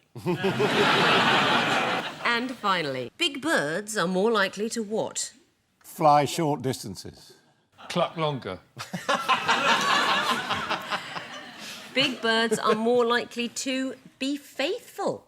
Scientists revealed this week that birds with small brains are associated with promiscuity, with females being the guiltiest of all. According to the research, the albatross was the most faithful bird, followed by the guillemot, while the common shag was what they called the sparrow who lived opposite. So when it comes to tax, what does every politician really want? To be able to declare their own tax affairs, make them public. Transparency. Exactly. Yes. Exactly. And what do they mean by transparency in this case? We're not going to do it. They mean revealing a very small amount of information that doesn't tell you too much. Yeah. So you just put your income in, and if income isn't your big thing, if, say, assets, say you're in the cabinet, just thinking randomly, then you don't have to declare those. So, you know, transparency up to a point, which is opaque. That makes a lot of sense, yes. Yes, according to The Guardian, there is an agreement between Cameron and Osborne that all senior ministers should be transparent. Let's hope... Let's hope they don't mean Eric Pickles. Yuck. According to The Express, Cameron is relaxed about revealing his income tax returns. According to The Telegraph, George Osborne says he hasn't set his face against it. Which face does he use when he sets his face against it? Does he use this face? Or this face? Or this face? So why is it all kicking off now? What started this rumpus? It's Ken Livingstone. That's right. It was discovered that Ken had said that people who avoid tax are rich bastards who shouldn't be allowed to vote. Mm-hmm. And then it turned out that he pays a lot of his earnings into a company and pays not tax at 40%, but corporate tax at 21%. And a lot of people irresponsibly thought he's avoiding tax. What a bastard. Then there was a fight between him and Boris. In a radio station, in a lift. What did he call him, though? Did he call him a lying wanker? No, I'm afraid it was the F word. Lying wanker?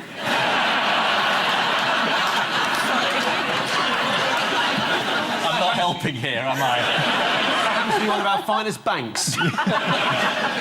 You're very close. Boris screamed into Ken's face, "You're a liar." Presumably a phrase... Who cooperated with the FIFA inquiry? The English. Yes, no one except the English and the Australians, and definitely not the Russians or the Qataris. We never get it, do we? We're conducting... Oh, yes, we'll help. You're guilty. But why... I mean, why would anyone believe the Russians could be corrupt? But why didn't they cooperate with the FIFA inquiry? Because they destroyed all their records by accident. Yes. As you do when someone says, I'm conducting an investigation. It was simply that the Russians were unable to provide more than a few documents from the bidding process because the computers they used during their bid had been leased, they were returned and subsequently destroyed by their original owners. We must bid for the World Cup. First, we must rent some computers.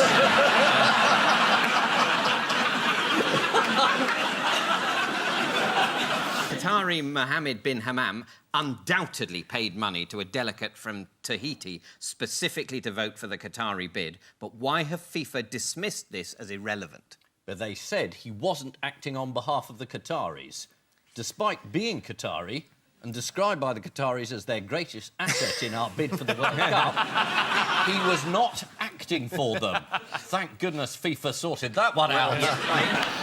But in this instance, they know he paid money to a delegate to vote for the Qatari bid, so that it's definitely to do with the Qatari bid, but they dismissed it as irrelevant because they said this was only one vote out of the 13 required and therefore could not have been significant. If the ballot papers of 1/13 of the British electorate were forged, that wouldn't be relevant because it couldn't affect the result. No.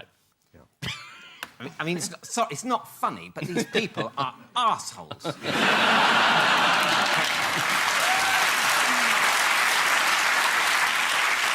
What, according to the FIFA report, did the English bidding team do that was so worthy of condemnation? They organised a gala dinner for Warner and generally sucked up to him. It's almost sweet, our pathetic attempts to bribe them. We sponsored a dinner for Caribbean football to the tune of £30,000 and found a part-time job for a friend of Jack Warner. That's the Jack Warner that the Qataris paid over $1 million to. I think they got a signed copy of your book as well. Did you see the exchange of emails between some of Bin Hammam's staff as the allegations of corruption first surfaced? No. Well, they appeared in the Sunday Times. It starts, I need you to start shredding his correspondence. So soon? Yes, start from now. There are 3 years of filing to be shredded. Just do it discreetly, OK? What about the request from the Russians to shred? Richard, here's another for you. Oh, yes, of course, is the flag of the European Union. We know that. Yes, Nigel Farage, and he's on his way to a public ceremony. Gays are allowed to get married since Sunday. It's fantastic. Really good news, brilliant. And this couple here was the first to actually, say the rights. They're now a husband and husband. Fantastic news. Oh, that's lovely. It's a lovely story. A lot of people think it won't last, but I'm all for I it. think so. They've had a couple of arguments, a couple of them in public, but, they'll get together as a couple. They'll be absolutely fine. I think it's the story about Yes, Nick Clegg thank and you. Nigel Farage having a TV debate. And who do you think won? I don't think either of them are truly winners, are they? I think you've got best loser. According to Donald McIntyre in The Independent, journalists had been briefed that Nick Clegg was going to do something unusual during the debate. What was it? He was going to show some passion. Get emotional. On a space hopper. And did he get emotional? He got a bit emotional. He used his hands a lot, didn't he? Sort of, just to show emotion and stuff. And he took his shirt off as well, I think, didn't he? Yeah. As far as I understand it, yeah. They wrestled like men. I quite enjoyed the debate, and I think because of the way I watched it, because I didn't watch the pictures, I just had the audio. Then I turned the volume right down, and genuinely I enjoyed it.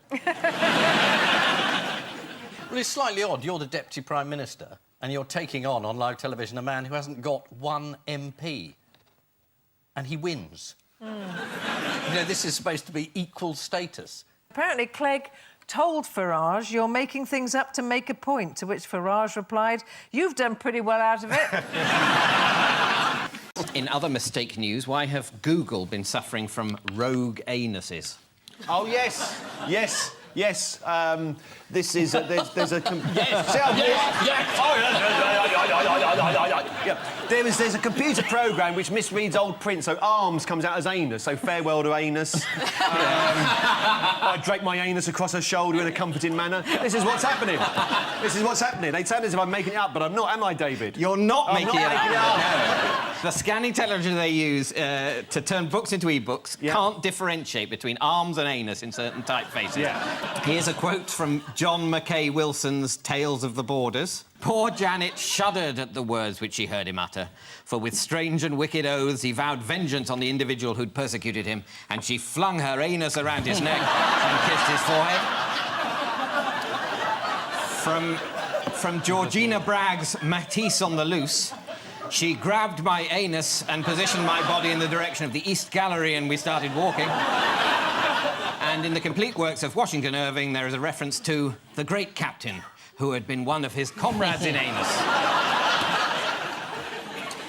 Are there any other words that Google Books scanning technology is confused? Yeah, it can't do tax.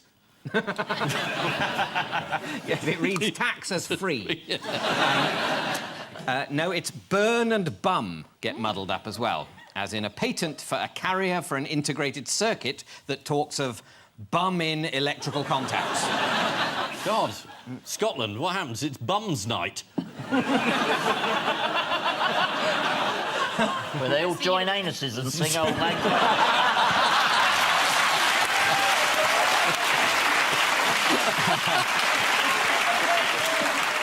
They're not New Labour anymore. No. I hadn't noticed that. They're going to rebrand. Yeah, Labour. Labour Classic. They couldn't call themselves New Labour when Blair left. It's like when Mike Nolan left Bucks Fizz. They couldn't call themselves Bucks Fizz anymore. Labour could go with Bucks Fizz. Champagne socialists, but slightly diluted with orange juice. And the Lib Dems, what are they? I think they're going to sit this election out. Yeah. It's probably... They've got a note from their mother. I think they'll play the sympathy vote to a certain extent. Just have Nick Clegg topless holding a puppy, just looking into the camera like that. According to the Sunday Times, what has David Cameron decided to do? Resign. No. Go on holiday. No, this is about the TV debates. He's going to debate with Nigel Farage. He's going for the toughest one first. That's right. Cameron is going to take on Farage. According to the Sunday Times, Cameron wants the TV debates to be in a 2-3-5 formation. So that's Cameron Miliband, Clegg Miliband Cameron, and Farage Cameron Clegg Miliband with Yaya Toure behind the strikers.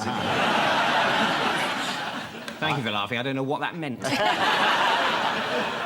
Basically, Ryan Giggs has spent an awful lot of money to ensure that he's become world famous for stuff other than football. Yeah. But people still might be sued for telling people that it was him, so... Yeah, well, that's right. The MP, John Hemming, Yeah. he said that apparently 75,000 people named Ryan Giggs on Twitter. It's not possible to arrest them all. Well, I mean, it's worth a go, though, isn't it? I mean, well, the thing is, the injunction is still in place. That's right. That's the thing. Absolutely. Despite the people keep going blabbing it out, there's a legal expert, Joshua Rosenberg. Yeah. This is what he had to say about it, right? Well, the law is clear. There is still a court order in force which says that we can't name Ryan Giggs as the person who brought these proceedings.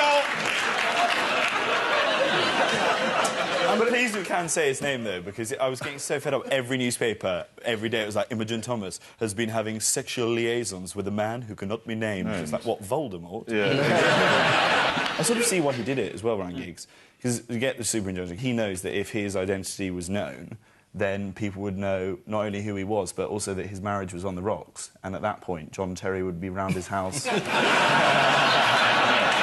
sex-crazed whippet. Yes, the worst-kept secret in Britain is finally out. Lawyers are a complete waste of money. As the row unfolded, thousands of Twitter users named Ryan Giggs in what the Daily Mail called one of the biggest acts of civil disobedience in modern times. Top that, Syria, lightweights.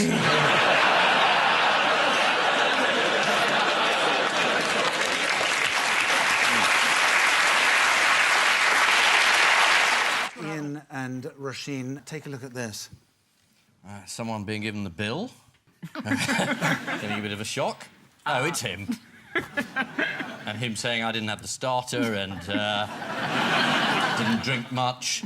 It's David Cameron getting the massive bill when he went to Europe for not turning his data roaming off. 1.7 billion, it's a lot, isn't it? No, he got a shock, because although we know the Prime Minister's absolutely on top of all the detail, no one had told him that he was due to get a £1.7 billion bill, so he had a bit of a fit. And he said, I'm not going to pay it. You're bang on. Of course, it is the 1.7 billion. It's landed on David Cameron's desk. Why exactly was it sent to us? It came about because there's an annual recalibration, I think they call it. But they've done it over 11 years. And suddenly the EU says, can you give us 1.7 billion quid? And they were rather shocked. It feels a little bit like the EU are doing that thing when you go out with someone and they want you to dump them. So they just start behaving really badly and asking for things that are going to annoy you. It's, you know, if you've ever been out with a boyfriend, they're sort of like, oh, I want a threesome and I want 1.7 billion by the 1st of December. So that's what it feels like. Yeah, I know that so well. What did he actually say, Cameron, about not paying? He said, if anyone thinks I'm going to pay this now, he added the now, they've got another thing coming. Yeah. Because obviously he'll pay it later. And he got suspicious because Britain has to pay more, but funnily enough, Germany and France have to pay less. I wonder how that came up. And then they said it was because Britain's doing so well, but Greece also had to pay more. I'm not sure about this rationale. And it's quite a short time span. You know, we should be able to pay off a little bit a month. You know, if you get a massive bill and they sort of go... It's their fault if they haven't charged us enough over 11 years. Yes, it's Mrs Merkel as Wonga. It's GDP, isn't it? It's the thing...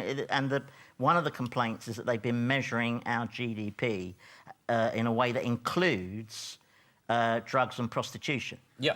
Which is, if you think, that is a reasonable way of measuring how an economy is doing. Yeah.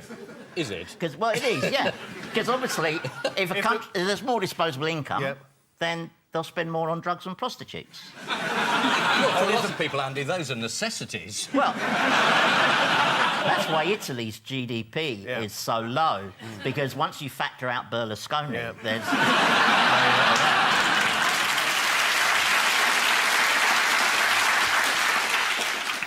If, as a result of his presidency, the world does indeed end, won't it be marvellous to think it happened in our time?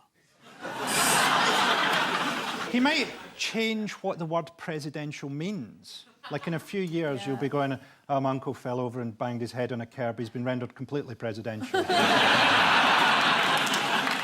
He dismissed the head of the FBI this week. Comey, James Comey? Mr. Comey was dismissed. Comey over. Because he was... investigating his connections with Russia. And now there's an inquiry. Who's been put in charge of the inquiry? They've got a special prosecutor. A former Yeah, head of former the FBI. FBI. And then when you open up that special prosecutor, there'll be another little special prosecutor. And open up, there'll be another one. There'll eventually be a little bloke saying, "Did you do it?"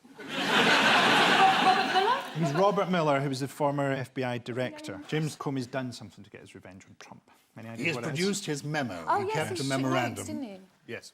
After Trump tweeted that he had kept, or suggested he might have kept a recording of the dinner that took place in February, Comey then came back to say, well, I kept a memorandum. And he said, will you drop the Russian stuff? So basically, he accused him of literally trying to interfere in the process of justice. And the Americans don't like that very much. So it is all going wrong. Yeah. And then the best bit was Putin, who was like, oh, if you want the transcript, we've got one. How did Trump's administration respond to Comey's leak? With confusion. With incredible confusion. According to online news website Daily Beasts, one official said, I felt like running down the hallway with a fire extinguisher. Because last week we weren't on because it was children with knees. And we had... but I obviously have not read a paper, so this just sounds all so absurd. Oh, there's more. Is there more? Yeah, Trump's proposed to the Queen. Oh, God. And she's accepted, and the wedding is next year. They're going to have it in Trump Tower. It's going to be fantastic. Oh, I look forward to it. Yeah, I'm best man. Are you? He hasn't actually appointed him. I mean, but via Twitter. I mean, that's real, isn't it? the president isn't actually allowed to appoint our ambassador yet. No, no. Thankfully not on Twitter. If he does it on Facebook, it's legally binding. So it was a late-night tweet from Trump. Do you remember roughly what it said? It said that many people think that Nigel Farage would make an excellent ambassador between the UK and the US, or That's something many along in the those- sense of one. I responded to Donald Trump and I said, name them. This is exactly what he said. Many people would like to see Nigel Farage represent Great Britain as their ambassador to the United States. He would do a great job. Donald Trump doesn't even follow Nigel Farage on Twitter, which is a massive digital slap in the face. heartbreaking. Really? Yeah, he doesn't even follow him, so he doesn't think he's that great a job. He doesn't think he's got top pants online. Do you know what? Can anyone remember? You remember Christopher Mayer, who was Tony Blair's ambassador to the US? Yeah. Do you remember what his instruction was? Yeah. Get as drunk as possible and then avoid everybody. It was pretty nearly that. Was it? He was told to get as far up George Bush's arse as you can. It was exactly... We want you to go... Is he allowed to use crampons? Is he? We want you to get up the arse of the White House and stay there. So that's the brief. Actually, maybe Nigel Farage is qualified. Well, Blair did it himself. He didn't actually need an ambassador. Now, who'd like to see a picture of Farage, quite possibly the happiest moment in his life? I think that's the door into Trump Tower. It is fantastic. Have you seen the pictures of inside? It's sort of late Gaddafi, the decor.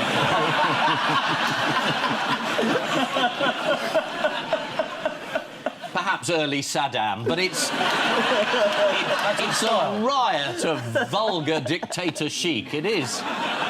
Meanwhile, how is Theresa May's special relationship with Trump coming along? Very good. Very good. He said to her, if you're ever over, do drop in. Let me Made know. that up. That was it. If you're coming over, let me know. That's what you say to the couple you don't like on holiday, isn't it? Did you watch the debate last night? Yes, I did. It was great. It was No. You caught me out mid-lie, mid-question. I didn't see it, no. Was it good? So am I the only one who could bear to watch? Yes. Well, it was great. What was your favourite bit, Ian? The bit at the beginning when you realised Cameron hadn't turned up. That was very good. And then Clegg hadn't come either. Yeah. So it meant that everyone attacked Ed Miliband. He'd managed to get a platform where all the other people could say, you're useless. And he couldn't say it's the Tories' fault because they weren't there. So it was a slightly unbalanced debate. But what do you think about David Dimbleby's frank confession at the end? I mean, did you guess? Ill-advised. Ill-advised, yeah. I agree, Even though we didn't see all of the debate, let's have a look at the highlights. There just seems to be a total lack of comprehension on this panel, and indeed amongst this audience, which is a remarkable audience, even by the left-wing standards of the BBC. I mean, this lot's pretty left-wing. Hang on a second. Hang on a second. When you talk Nigel, about let me housing, just say one thing. Yeah. This is an audience that has been carefully chosen, not Very by the carefully. BBC, not by the BBC, but Yes. by an independent polling organisation to represent the balance between all parties. Never a great So, very good. very good. Very good. It's a very good tactic. Attack your audience. Was it a wise move to pick a fight with David Dimbleby? And the BBC and the BBC audience. He's been a bit rattled, isn't he? 12 months ago, he was seen as this sort of man that was going to remake English politics and all this sort of stuff, and now he's just some bloke moaning that everybody's against him. Who would you rather have a fight with, John? David Dimbleby or Jeremy Paxman? Glass jaw, Dimbleby. No, I think that... He gets straight down.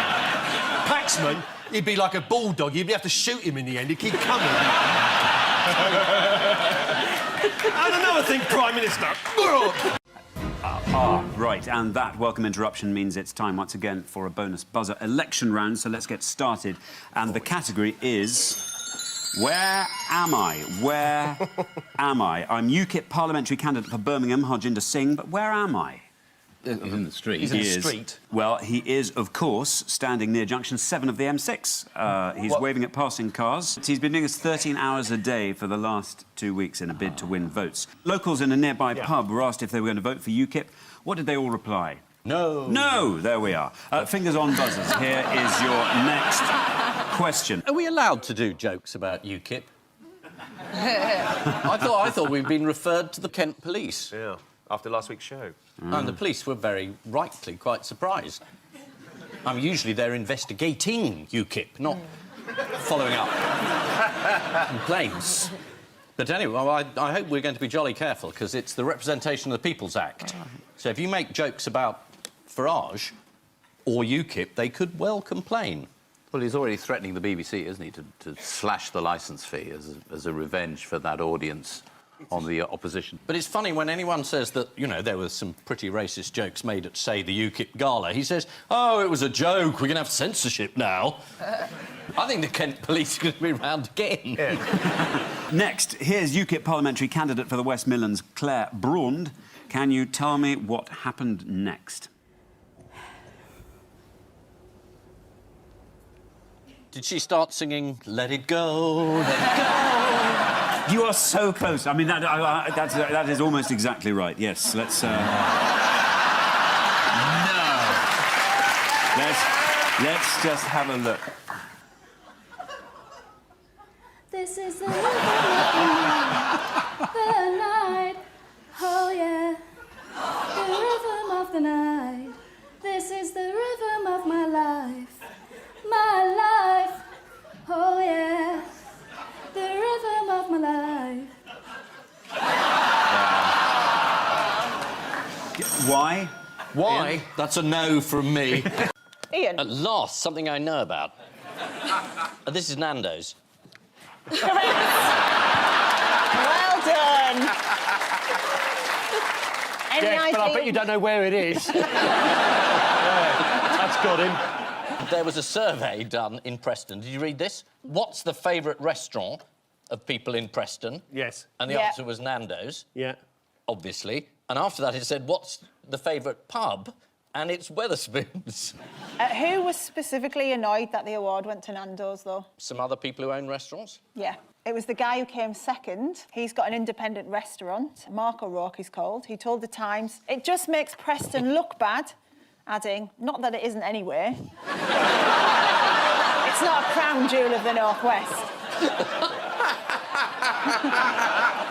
Do you know what his restaurant was called? It's a burger bar, and yes, it's a pun. I can't believe it's not Nando's. No, any other guesses? Bugamy Burgers. The Burgers of Calais. Right, I'm going to put you out Is of it your a misery. Rodin pun? Yeah.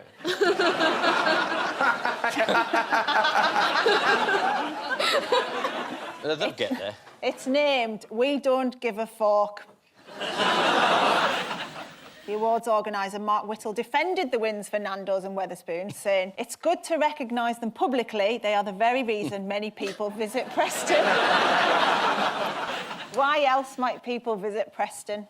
The other thing I know about Preston is its pioneering economic model as a way to deal with economic depression rather than having council services run by big corporations. They decided to give all their council contracts to local business and cooperatives, and it's actually done a lot to regenerate the region. So, do you know what? The Preston PR team are going to be so happy with you. I'm actually on that payroll. Yeah, because it's not that at all. It's Preston resident Diane Fisher wrote to the Times comments section to say it has a smashing bus station. Yeah. Have a look at it though, it is lovely. Whoa. Yeah. Underlying its status as a culinary hotspot, what was Preston the first place in Britain to have? Burger King. No. KFC. Yes. In 1965, Preston became the first place in Britain to have a Kentucky Fried Chicken. Wow. Yeah. Never been. That's a reason to go, though. Yeah. Put it on your bucket list.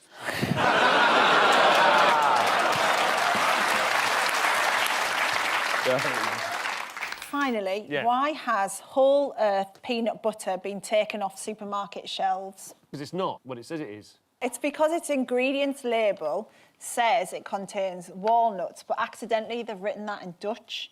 So people might not be able to tell there's walnuts in it. Does anybody know what the Dutch is for walnut? Hofmeister. Walnut. Walnut. You can see the problem, can't you? Yeah, that could confuse a stupid person. At the end of Wayne Hennessy if he's got a walnut allergy. On the subject of food, what were the Germans astonished by? And What, this week? Yes. Something that we eat that they find astonishing. Well, something that that David Cameron ate. I'm going to attempt my haggis best German accent. Oh, now, okay, go on then. I've never taken a lesson of German, so this is probably offensive. Yeah. Right. Just think of it as an audition. Thanks. Next.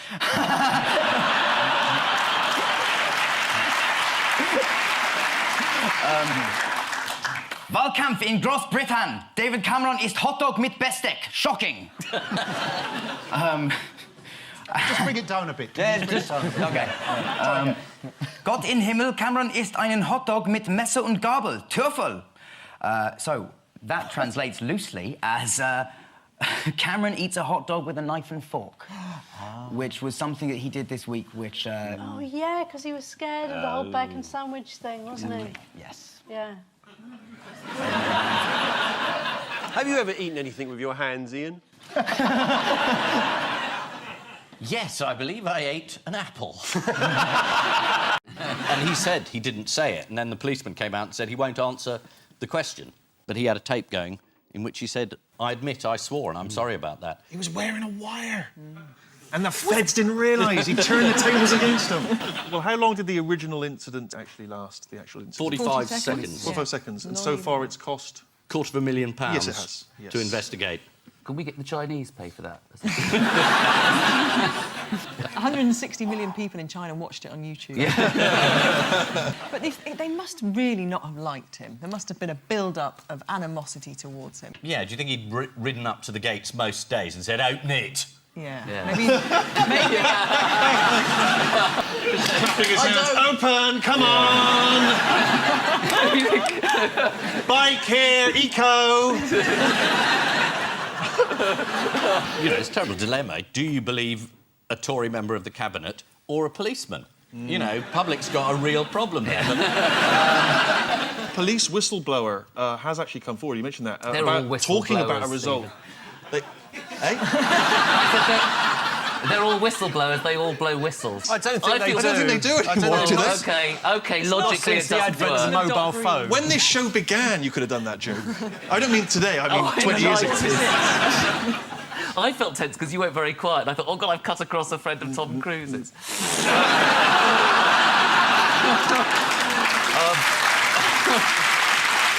Well, a whistleblower has come forward with the result of a plot to get Mitchell. And he says that Mitchell had a row at the gates the previous evening as well, after which one of the officers had said, right, we can stitch him up. I love the idea that they actually said it like you would in the Beano. When he said Margaret Thatcher did great hurt to the British people, although not as much as all those bombs, eh, Jerry? All right, Jerry, any time, you fella! Straight between you, gizzard! I thought we'd politically moved on from issuing threats to former members of the IRA. Well, the BBC also interviewed Maggie's biggest fan and disciple, Tony Blair. Did you see his tribute? He said, very few leaders get to change the landscape of not just their own country, but of the world. I mean, well, he certainly changed the landscape of Baghdad. I'm sorry, Tony, I'm sorry about that, because he had a heart operation, you know, once he had ablation. Well, he had one put in. Did he have one put in?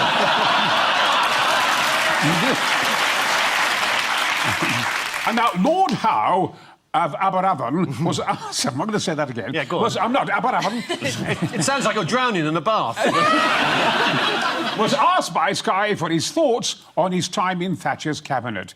And he said it was a long time ago. Well, yes, that's the idea when someone dies, Geoffrey. A bit of reminiscing about old stuff. Come on, shape up! I think you're in safer ground attacking Geoffrey Howe than you were with Jerry Adams.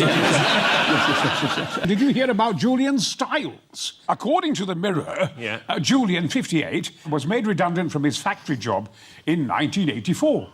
I've been waiting for that witch to die for 30 years, he said. Tonight is party time. I'm drinking one drink for every year I've been out of work. 30 years? Without a job? Pull your finger out, Julian, you lazy bastard! I'll kill you, you bastard! Let's abandon this show. Brian says, who wants a fight? Line up in alphabetical... I'm not in touch with Vivienne Westwood. Right. Though I did get married in Vivienne Westwood, so... Did you? You know, yeah. Not What, inside her? Karen Brady, off of The Apprentice, was at the Tory party conference. What was she wearing? I mean, what was she there for? Oh, yes. Well, I can tell you what she was wearing. Okay, you could say it was what one you... of those body what's-it illusion dresses that makes you look half the size you are. Yes, a Is that bodycon That's dress. the one. Oh. Yeah. Yes. heard of that. Well, Sounds good. Really good, yeah. Try one next time. I will, yeah. Not that I'm saying you need to. No, not saying I want to. But I will. We can have a look at Karen Brady's bodycon dress. If you believed the bodycon there, you'd just call an ambulance, wouldn't you? Yes. Brady was there to introduce George Osborne. Do you know how she did that? George Osborne. Bill Clinton did Tony Blair once. Really? I mean, introduced him. Get your wife to do it now. That's the other thing at the conference. Say, I think you're the after hero. Justine's performance in the Ed Miliband show, no wife is going to do it again, are they? Did anyone She see was that? told to kiss him. Oh, yeah, and she has to do it.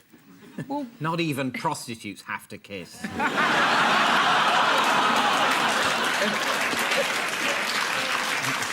And there was also a spectre at the feast at the Tory conference. Do you know who that was? Oh, Nigel Farage. Yes, and I suppose the ghost of Margaret Thatcher was probably because she was there. invoked, wasn't she? Was she? The mummy. They did a return. séance. Anyway, he turned up, didn't he? Yes, he turned up in Manchester to address a lunatic fringe... Sorry, Freudian slip. A fringe meeting. Here he is arriving. Do you expect a warm welcome at the Tory conference? No. That's the spirit. Oh, it's time now for the Missing Words round, which this week features as its guest publication, Ratitude. the magazine of the North of England Rat Society. For northerners who don't find pigeons dirty enough. And we start with Putin is what, says author? Great bloke, and I want to live. Yeah. Is it gay?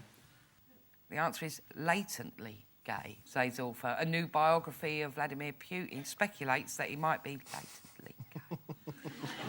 The biographer is not the first to make this claim. The idea that President Putin is latently has been put forward by a number of recently deceased psychologists.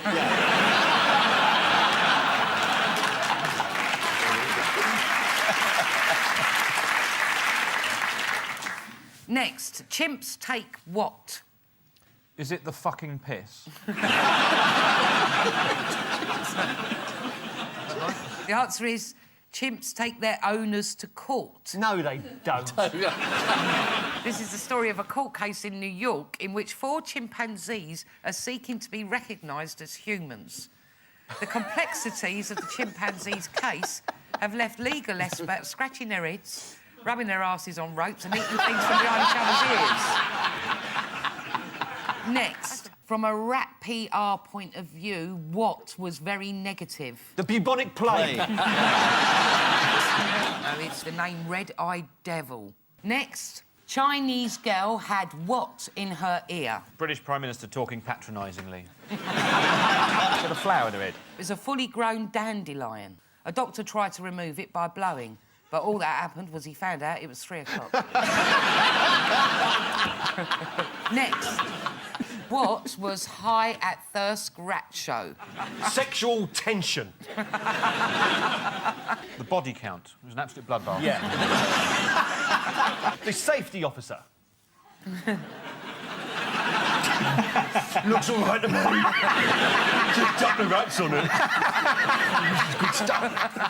The overall standard of ears was... Next, clown epidemic what? Relatively easy to spot. Clown epidemic in Norfolk, warned police. Police in Norfolk have warned of an epidemic of people dressed as clowns. Clowns are actually fairly easy to capture because they tend to have extremely unreliable getaway cars. Finally, what can add an element of aggression into the relationship which can backfire? Drunken fighting amongst priests. You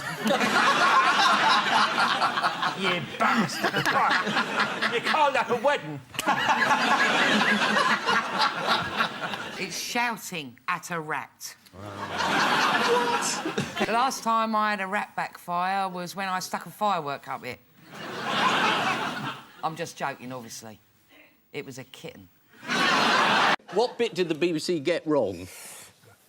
This idea... so I run a company that trains veterans to go into cyber employment. Yeah. And 4 companies away from that, there's a company that's gone bust. Yeah, it's not many companies. It's quite a big company. 4 people being arrested. Big story. It's a big story, but it's got nothing to do with me. You never... Well, of course not. Not Why would I have interested anything in to who do with provided your financial £85,000 salary? Yes, For a and it was 4-hour provided through business in that company that company generated. That How had does nothing training to do with us, veterans yeah. make enough money to earn you 85 Because if grand? if you train them in cyber security, and they have specialist skills, they go into FTSE 100 companies and they earn quite a lot of money in cyber security. I sound like a right bastard, don't I, doing this whole sort of veterans employment thing? No, it's not the veterans bit. It's the £85,000 for a 4-hour job. I know. I know what you're thinking because you're I'm thinking, why don't you do it for free? I know, because you get 20 grand for 2 hours tonight, don't you? Yeah, but the people who've lost money out of this company are very cross with you. It's about your behaviour and the fact that you didn't know. And didn't ask, as a non-executive director, where does the money come from for this I did company? ask where it came from, and it came from the business that's generated by the business that we do. They were providing the money that kept your company going. No, they you were a didn't. non-exec. No, they didn't. That's why the BBC are being sued for libel, because no money went from that company into Crucial Academy. But it did, though. OK, well, you can keep saying that, but it really didn't. It No, still no, didn't. I'm just saying the chain... This is one for Judge Rindo, I think. Yeah. I am merely trying to establish the facts. You say you're going to sue the BBC for reporting a story that everybody else has run, and you say that's not how the money got there. I am absolutely sure that not a single penny has come from LCF and gone into Crucial Academy. If it has, Well, I it would hasn't leave. gone directly in. It's gone in through a series of No, other companies. directly or indirectly. If it had, I would leave. Any All more? right, well, we'll see what happens. This is like all of my Christmas dinners with my family. Remember Anne Widdecombe?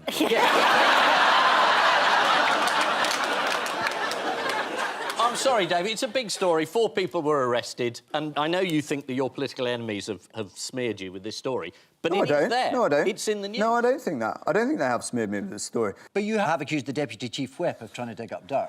The Deputy Chief Whip has decided to go and ask friends of mine that I served with in the military whether or not things in my book were correct. And obviously I found out, wasn't overly pleased. That book was signed off by the parents of individuals who were killed in that war and who fought with me and my soldiers, but obviously not good enough for the Deputy Chief Whip. And when I confronted him about it, he claimed that was his job, to kick the tyres. And when I spoke to my friend, who he had actually spoken to, he hadn't done anything like that at all. He tried to get some dirt and blackmail me to vote for the Prime Minister's deal in January. That's why they did it, to try and force your vote. Yeah. Right. Nice place, politics. Yeah, it sounds great. Yeah, why did I sign up? Why did you? Yeah. Like Anne Widdecombe. Remember her? Jeremy, what's his name, came to see one of my shows in Edinburgh a couple of years ago. I remember my audience wouldn't deliberately mislead anybody. So I'm quite willing to believe everything he says. So that's you and David Cameron. Yes. If the Prime Minister thinks he's OK, that's good enough for me. I'm quite naive about these things. Well, the Prime Minister's had a very good track record. Yes. I mean, Andy Coulson was OK. Yes, he was all right, wasn't he? Yeah. Till he wasn't. Until he wasn't. Yeah. So what's your reading of the situation, Mr Hislop? Do you know... What? I don't think the government come out very well out of this. It does appear that they were so far up Mr Murdoch's bottom, you couldn't see any of their heads. This is the Leveson inquiry, and it was a shocking day. Mr Hunt was the Culture Secretary. He was in charge of the bid for B-Sky B, and yet his office was giving information all the way through to the Murdochs. I mean, why hasn't he gone? It's Mark Well, bankrupt. he's there as a firewall, isn't he? If he goes, then Mr Cameron is looking very shaky. It's like that thing of when everybody gets annoyed with each other and they end up kicking the dog. I mean, James Hunt has dismissed his private advisor. James Hunt? The James? former racing driver. Why am I asking this man? Why am I asking him? He's got no idea. He's mixed up Formula 1 racing drivers with the Culture Secretary. Mind you, if you're going to get his name wrong, it's better to get his first name wrong rather than his second one. I think I was trying hard not to get his second name wrong. Consistent with the 70s. You're all right in the zone. This is the news that the Leveson inquiry has finally perked up at long last, and everyone is finally perked up. There have been some notably excellent witness statements. You turned up there, didn't you? You were in a very happy position of having nothing to hide. Yeah, but I had no idea it was going to get this good. Murdoch today, selective amnesia, fabulous. You know, the medics must be having a field day. Can you remember anything about phone hacking? No. Can you remember how badly all the politicians have behaved? Yeah, I bloody well can. And Nancy, how they look at this? That's a Tory MP. Mm-hmm. You can tell they're all like that. That's a Labour MP. Yeah. That's Tom Watson. Ah, Murdoch's been arrested. He's in the slammer. Bye-bye. And they can't bear to look. It's so sad. Yes, they are very sad. So that's it. Big news. Murdoch's inside. And he's... Not strictly true. No, it isn't, is it? I was suddenly in the world of fantasy. There's been a select committee, and they delivered their report. And they said that Murdoch was willfully blind. And they said his son was willfully ignorant about the phone hacking and what was going on in News International. So it was a really bad day for the Murdochs. Yeah, I think there are some important questions to be answered by all of Rupert Murdoch's employees. I think there are. Yeah, so here we go. What do you think about it, Jeremy? Well, I think as a Sun journalist, it's just a lot of stuff and nonsense and a storm in a teacup. So there we are, moving on. Paul? I thought you were talking to me there when you said, what do you think, Jeremy? I thought you just forgot my name. You're not the only Sun journalist. Nancy writes for The Sun. On the Sunday, a column about fashion. Now, I can't believe myself when I accepted. You shocked yourself, did you? Actually, I shocked myself many times. So, yes, every day, even a shock was there when I walked in the mirror in the morning. I can surprise I'm getting beautiful and beautiful every day. So, Do we have any English guests on this? Now, don't start. Do you need an interpreter? Yeah. OK, I'll translate. Nancy Right. was really ashamed of herself for taking money from Murdoch. Yeah. Is that not it? You know, there's a shortage of court interpreters in this country. I think I might apply. Why do you think you speak the perfect English?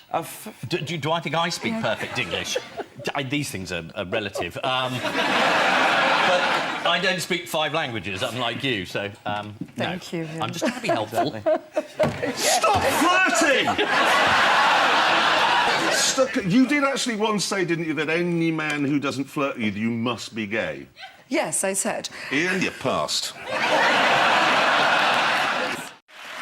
Look at the top pledge on the top. We will invade Iraq against the wishes of the people of Britain. Yeah, but it was Miliband who stopped the invasion into Syria. That's something for him, isn't it? I haven't heard you say much about that. No, because I'm more interested in the previous one, which Well, you they were were wrong. involved in. And we made it clear that's so. We made a mistake. There's no doubt about that. But give Miliband the credit for stopping us doing the same thing with Syria. OK, because was Cameron was about to get to do it with the Americans. Yeah, no, I have no problem with that. And Obama You just took don't work the hint. about it or talk about it. Anyway, that's the difference between us. Yeah. Should we start again? But you say I don't think so. that the manifesto will only just come out, so the candidate can't be expected to know what's in it. Is the manifesto meant to be a massive surprise to Labour candidates? No, but when you get... Well, in our party, you have to get it through the National Executive, and we have a policy making for the manifesto. You don't know necessarily what's coming through. I think some great things have come through, particularly when we're dealing with the Leveson report and what are we going to do about making the press more accountable. Yes, That's quite important. You're going to legislate, aren't you? What we said about that, we will carry out what Leveson said. We wait to see the press... Leveson said nothing about a royal charter. He didn't mention it. I would have thought you, as a journalist, might find that's an important point. No, as a Oh, you journalist, don't? it's an unimportant point. Oh, blimey, you blimey. In private eye, you're sued every day, for God's sake, for what you say about people. No, we're not. And This is certainly Johnny. not about you. I know you've got problems with the press and your private life, John. I think the last time you raised it, you got the same move. Why don't you be more specific and say it? Usually straightforward in private eye. What's your complaint? OK, you're very, very unhappy about the press's intrusion into your private life, because they No, revealed you were never having an affair complained with about Tracy it at Temple. all. And it was very embarrassing for you. No, it wasn't. God, it wasn't embarrassing. No, I made a mistake. I owned up to it publicly, and I was waiting for this one You to come didn't own from up to it publicly. You were revealed as got an doing idea. it. Hey, I've got an idea. I did it at Why the don't you Labour two find a conference. room? Didn't you watch You two that? find a room, and whoever comes out alive is the winner.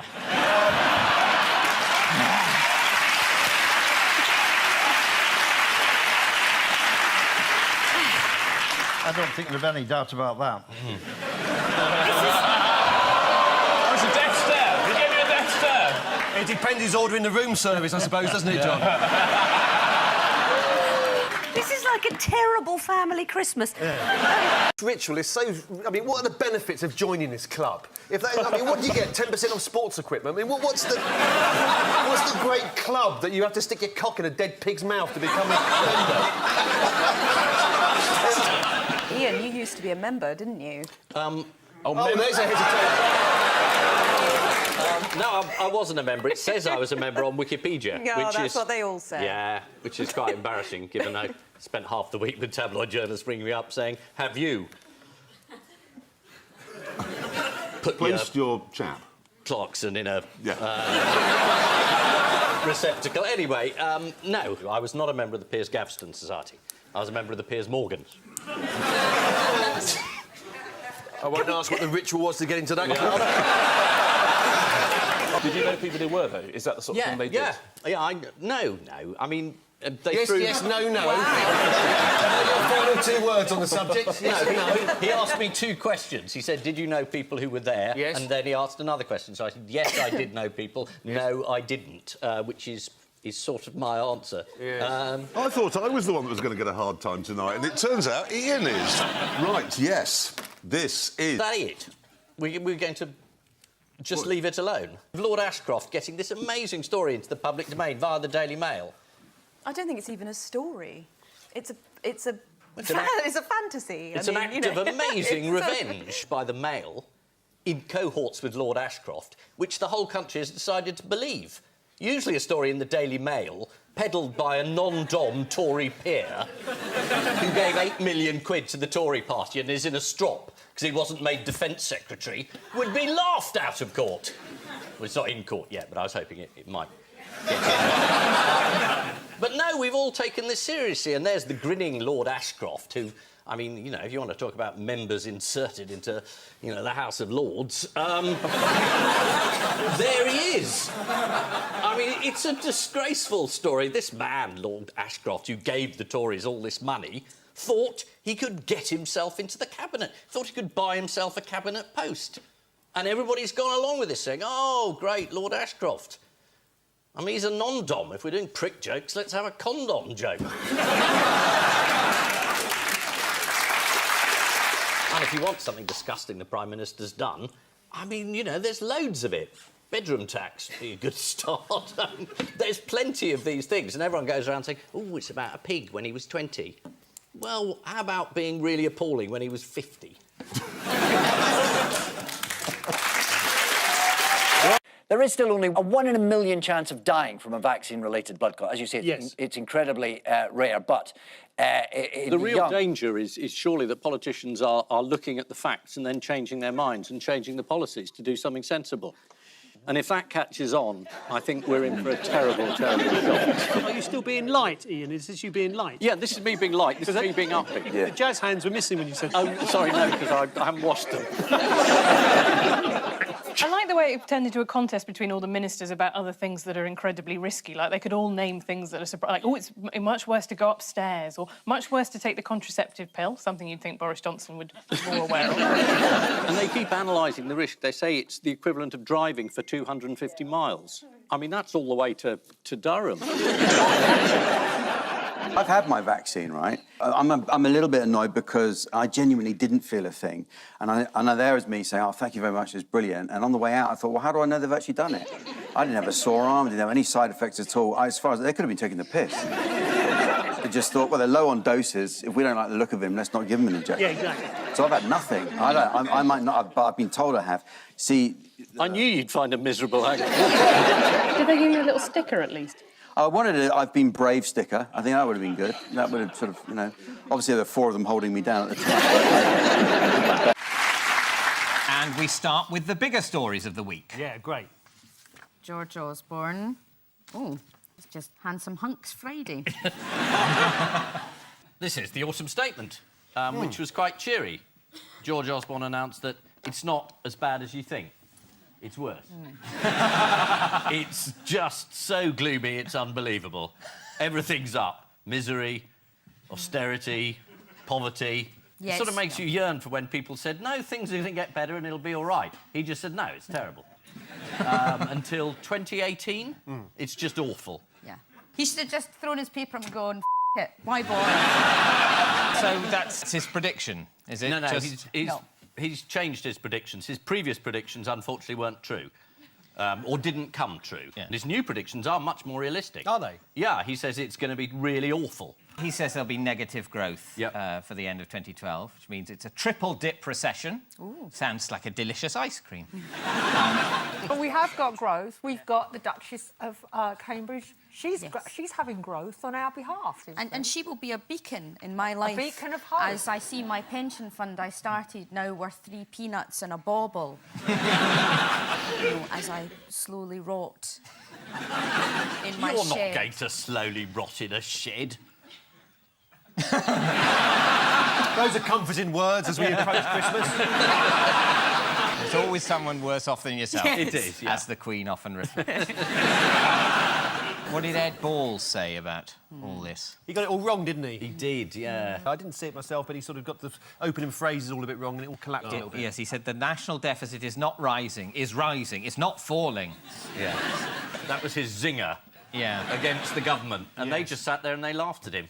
But then there was discussion about whether all this wasn't down to his stammer. He said, it makes it much worse when people shout at me. It's so stressful and difficult, isn't it? All the It is. numbers and adding it up, and is it going up or going down, and who should we tax? And then people are shouting at you. It's very unfair on poor old Ed Balls, and it's been months since he's managed to find time to buy some sausage rolls for himself. You know... And he's got a terrible job because he's been saying, look, we don't need to, you know, cut the debt this fast. And the government's going, no, we haven't cut it because we're useless. So he has to get up and say, you haven't. You failed to do the thing I told you would be a disaster if you did it. And it's a disaster. Yeah. No wonder he stammered. It's basically very sporting of him on the day that George Osborne gets up and shows himself to be an idiot who knows nothing, to say, I'll join in with you, George, and seem like the alternative is possibly worse. Blimey, students, they've woken up. They've been told that the teaching budget's been cut, they're going to have to pay 3 times as much and pay it back for the rest of their lives, and they're thinking, I'm not sure I approve of that. A student was interviewed and said, and I quote, "There's no jobs out there, and now they're asking us to pay 9 grand a year, which if you do 3 years, that's like 21 grand."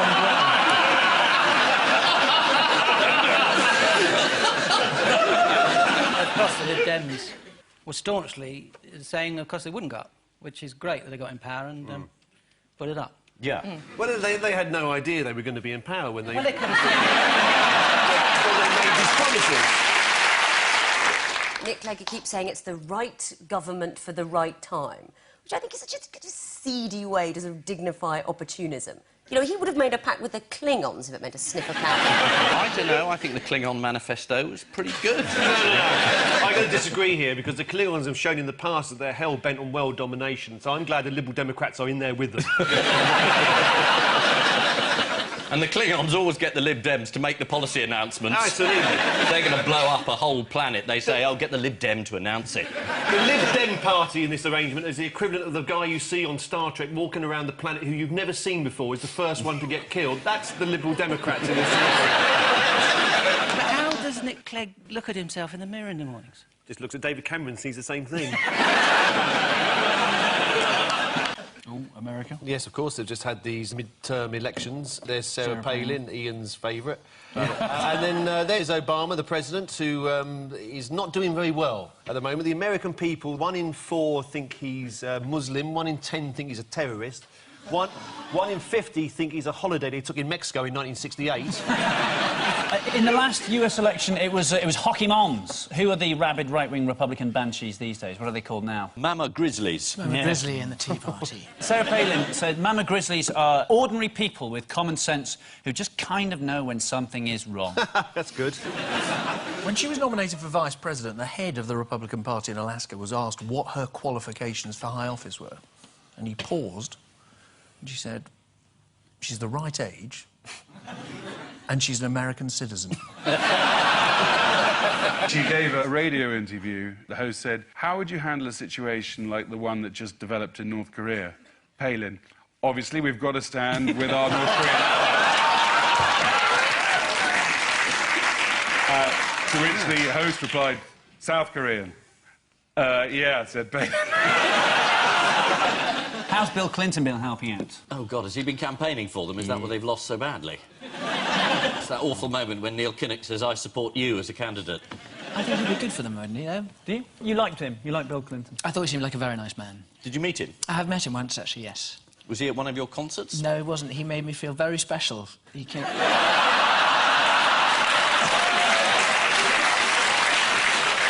Did you keep the dry cleaning receipt? On the eve of the election, Bill Clinton made his own contribution to the campaign. According to The Times, Mr. Clinton went through 9 different states, including arousal, ecstasy, exhaustion and guilt. It's time for the odd one out round. Paul and Bernard, Antigone, Samuel Pepys, Bernard Cribbins, and some Franciscan monks in Leicester. Antigone. I don't know anything about that. I did the play once. Something to do with your career, Bernard. Storytelling? Storytelling. No. Well, we'll keep going. We know it. It's to do with holes and burying. Ah. Because hole in the ground. Bernard did a song called Hole in the Ground. Hole in the ground, yeah. How did it go? There I was, a digging his hole, hole in the ground, so big as all around he was, and there was I. It was Noel Coward's favourite when he did Desert Island Discs. And he said, if you could only have one record, Mr. Coward, which would you take? He said, I'd take Mr. Cribbins doing Hole in the Ground. Why? I could translate it into French as I walked up and down the beach. True.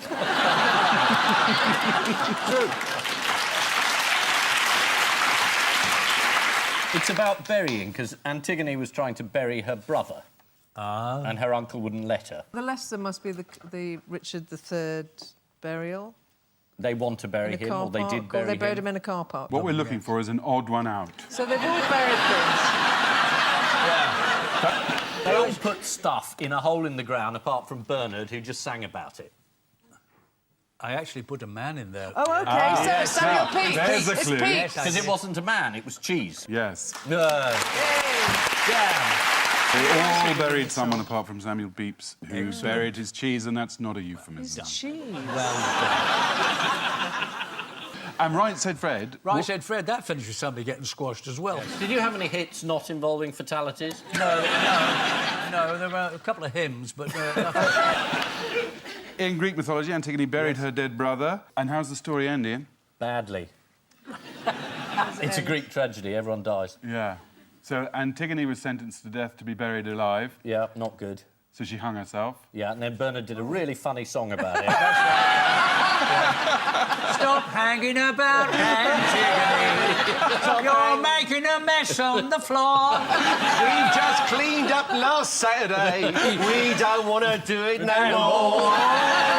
Only given.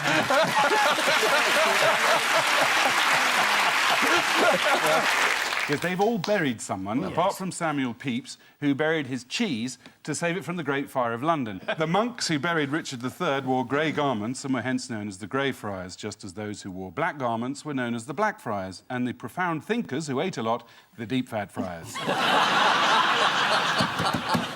Now, it was an amazing night for Jeremy Corbyn. Alan, you described him as useless, incompetent and incapable. You're reading things into that, and this is...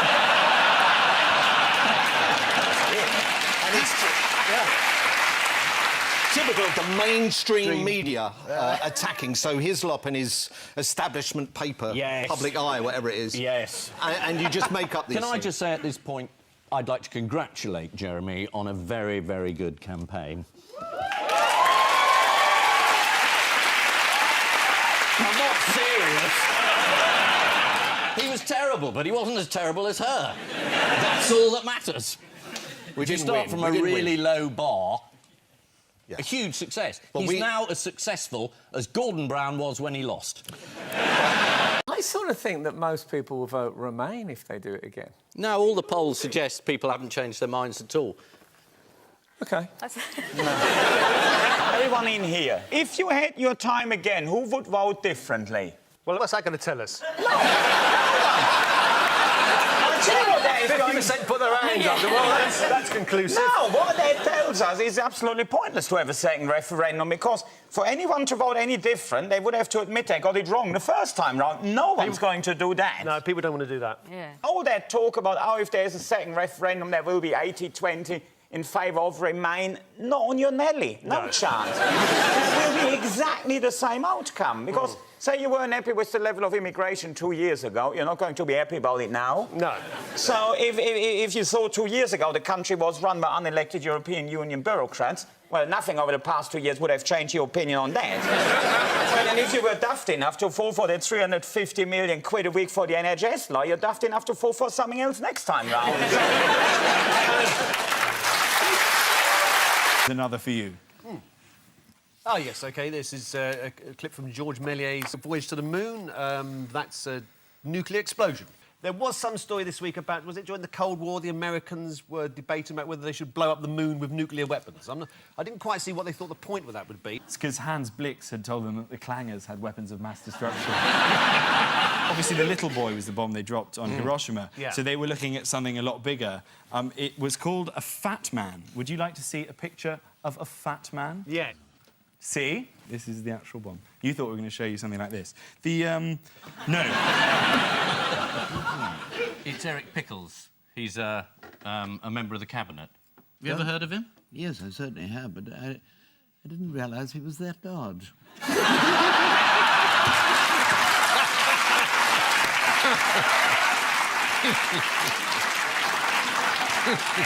What was the reason why they wanted to do this? It was I think it was sort of posturing, because the Russians had launched Sputnik, so they wanted to make a statement and surprise the Russians by blowing up the moon. Yeah, nothing happened. Sanity prevailed. Yeah, because there were doubts over what effect a moon blast could have on Earth, including tidal patterns. Talking of which, floods in this country have now got serious because a celebrity has been affected. Which celebrity? What's the initials? PD. Is it P. Diddy?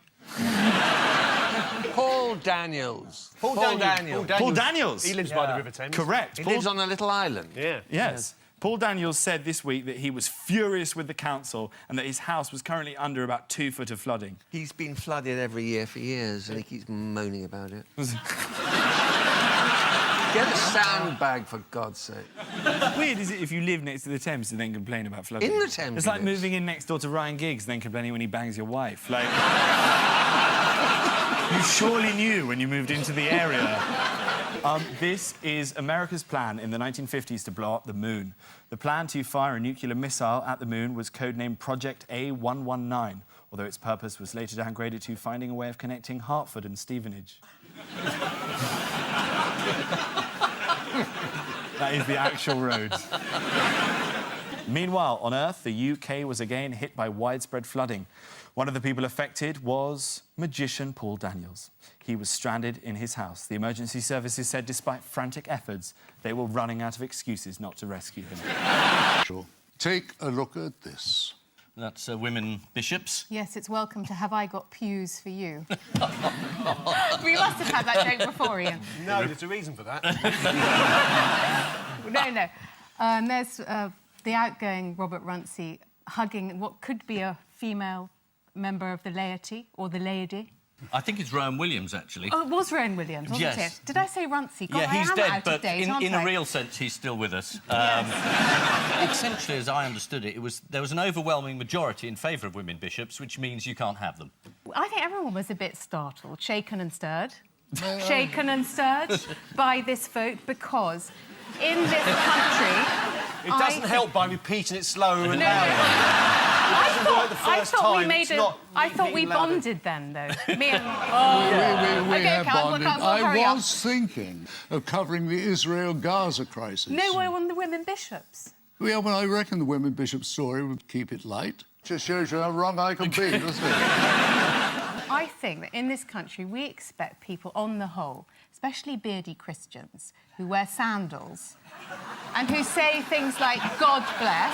I think it's called Jesus. It's called Jesus in the Bible. We expect them. Jesus in the Bible. I know you're a Christian, Ian. What would you have voted for Well, women now, bishops? really, in this country, you can't go around throwing that sort of accusation at people. You are openly I'm a Christian. member of the Church of England, which is very, very different. Is it? Well, it is now.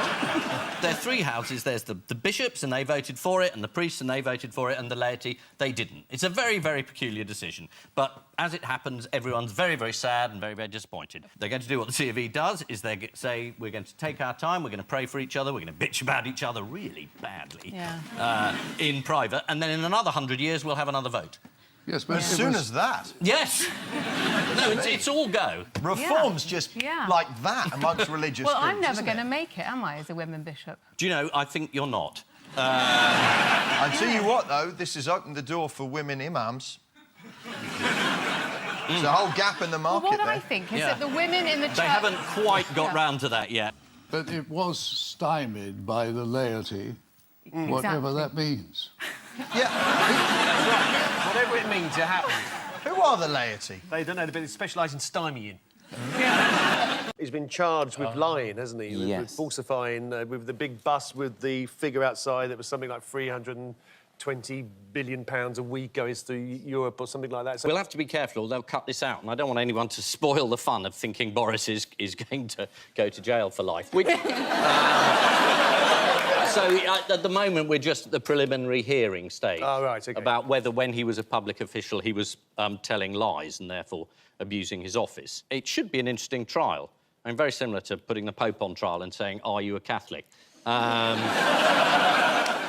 He was sacked from then sacked from sacked by his own reprimanded. Ian? Yes? We're not allowed to say anything that might prejudice the case. Well, that's absolutely fair enough, because I would like him to have a fair trial with a desirable result of him being imprisoned forever.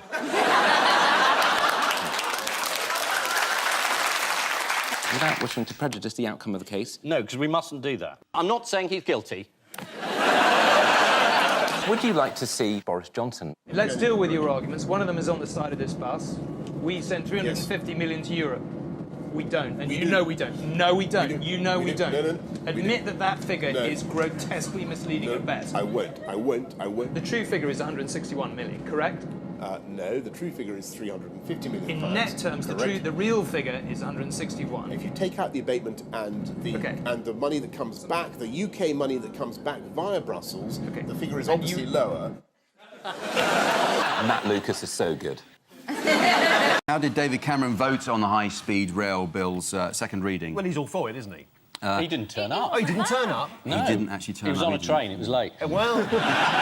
He didn't bother, even though he lives just across the road. Apparently he was having a date tonight, and Nick was really looking forward to it, so he...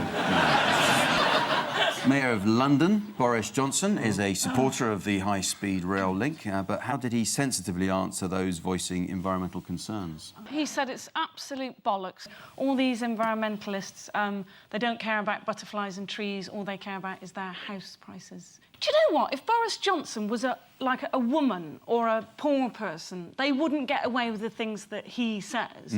But because he was, like, well-educated and posh, I think people think... Is there a problem coming here? No, but I think... No, but we wouldn't get away with it. But people assume that his stupidity is deliberate because he's been so well-educated. He basically said that trees were stupid and that they didn't need to be saved because there are no trees in this country older than 200 years old. Why is he so anti-tree? He hates trees. They all hate grit. They all think the environment is, like, for pussies, don't they, and girls and stuff. No, they do. It's all money. Who's They they? make me sick. Oh, you lot. Yeah. What lie did Boris Johnson tell Robert Peston? Was this the 350 million again? Linked. On the NHS? Linked.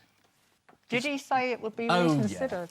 He said it was in the manifesto. Yeah. Did she say it at the manifesto launch? No. Not only did he lie, but he actually cheated as well, because he looked at Peston's notes in the hope of finding out what the question was going to be, and he was caught. I didn't know what cheating you were referring to there. You've suddenly adopted the character of a northern housewife. Oh! Have you heard about... Well, no surprise to me. He was rinsing out his own gloves last Saturday. We haven't talked about Labour very much, so to head off any accusations of bias... Are you leaving now to be replaced? The next round will be hosted by Michael Portillo. Come on, we can have a train round. When it comes to Labour's manifesto promises, how did Shadow Foreign Secretary Emily Thornberry muddy the waters? Was this Trident? Yep. She said there'd be a review, and the review might include scrapping it. Was that the problem? And do you know who contradicted her and said it was Labour's policy to keep Trident? Shadow Defence? The Shadow Defence Secretary, that's right. This was Nia Griffiths, the Shadow Defence Secretary. Emily is not the Shadow Defence Secretary, I am. You're doing it again! I don't know who that man was. She was in the pub on Saturday, but it wasn't her husband, I'll tell you that much. I know full well he's got a job in Peterborough. So where did David Cameron decide to start pumping himself up? Where Where? did this happen? Yes. I mean, geographically, where? Was it in the Goole area? He was visiting the Institute of Chartered Accountants. Oh, yes, I see. Oh, that's a really pumped-up kind of place. Exactly right. Yeah, do you want to have a little look at this? Yeah. And if I'm getting lively about it, it's because I feel bloody lively about it. And if you think I'm going to roll over in the next 10 days and let Ed Miliband and Alex Salmond rack that, you've got another thing coming. Taking a risk, having a punt, having a go. That pumps me up. I think that passes for hysteria amongst the accountants. Yeah. As well as being bloody lively and Yes. pumped up, what Yeah. else is David Cameron going to do? He's not going to put up taxes. He's not going to put up taxes. It's more than but that, how though. is he going to ensure He's that going he to does? pass By an a act law of Parliament. to stop people like himself putting up taxes. It's the most pathetic gesture I've ever seen. Saying, look, I can't be trusted not to just whack up income tax as soon as I get in, so I'm going to pass a law to stop me. Income tax, VAT and national insurance, yeah. You know, in any government that comes in, historically, the first thing they do is they put up taxes, because they have to. And it's the only year you can do it where you're not worried about the election. So taxes will go up. He'll have to find some other ones. Or break the law and be arrested. Or maybe he knows he's not getting in anyway. Oh, the Kent police. George Osborne was very good on this in 2009 when because Brown was talking about passing legislation. Yeah, Gordon Brown outlawed child poverty. Yeah. Gone. Thank God for that. Don't have to worry about that anymore. It's against the law. No, it's finished. The low point of the media coverage this week, I think, was the analysis of Samantha Cameron's feet. In various newspapers where there was a shot of her with her shoes off, and there were big close-ups, and all the experts were coming in to describe. There's thought there was a slight yellowing of the toenails. Definitely a yellowing, and could have been how caused... high heels were damaging her feet. Was it in the Daily Mail? Was it saying Labour poisons Sam's feet? Which football team does David Cameron support? Aston Villa. Well, he doesn't really know, does he? And he claimed to be an Aston Villa supporter, but then he said this in a speech. Where you can support Man United, the Windies and Team GB all at the same time. Of course, I'd rather you supported West Ham.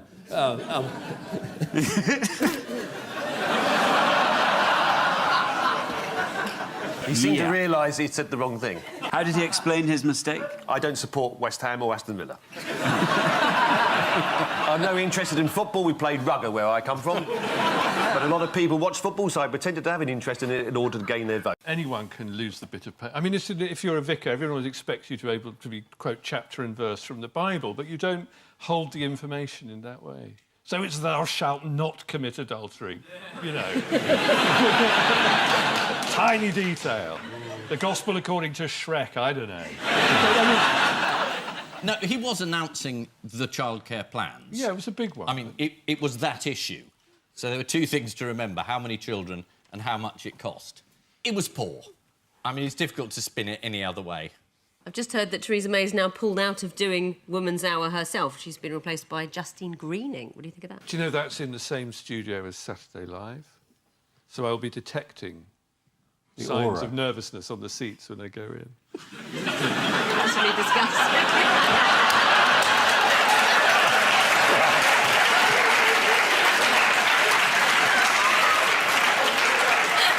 It's another edition of I didn't know a vicar would say that.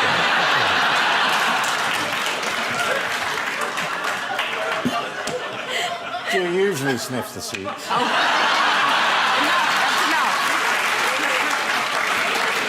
This is the exciting news that the election campaign is nearly over. Theresa May warned that when it came to the EU, Jeremy Corbyn could find himself alone and naked in the negotiating chamber, something only achieved once before by a rat-arse Nigel Farage. During her interview with Jeremy Paxman, Theresa May insisted that what's needed to negotiate a successful Brexit is a bloody difficult woman. Luckily, that's exactly what Germany has got. After Theresa May missed the debate, the Mirror referred to the absent Prime Minister as Chicken Theresa May. You can order Chicken Theresa May in a restaurant near me. It's thin-skinned, boneless and refuses to be grilled. It's 9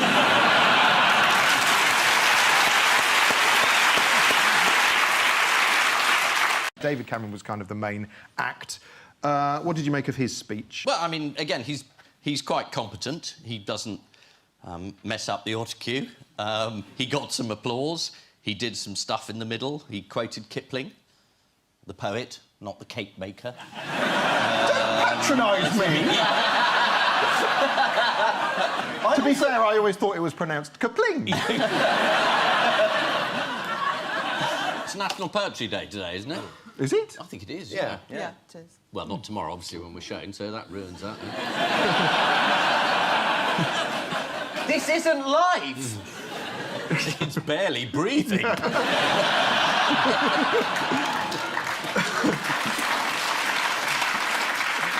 How did you feel about him having a go at your friend Jeremy Corbyn, Diane? Well, it's certainly not the kinder, gentler politics. He did say in his speech of Jeremy Corbyn, he said, "My friends, we cannot let that man inflict his security-threatening, terrorist-sympathising, Britain-hating ideology on the country we love." This was in reference to an interview Corbyn gave in 2011 where he said it was a tragedy bin Laden had been assassinated rather than tried in an international court. BBC News didn't mention that nuance in their coverage of Cameron's speech because they've still got a licence fee to defend.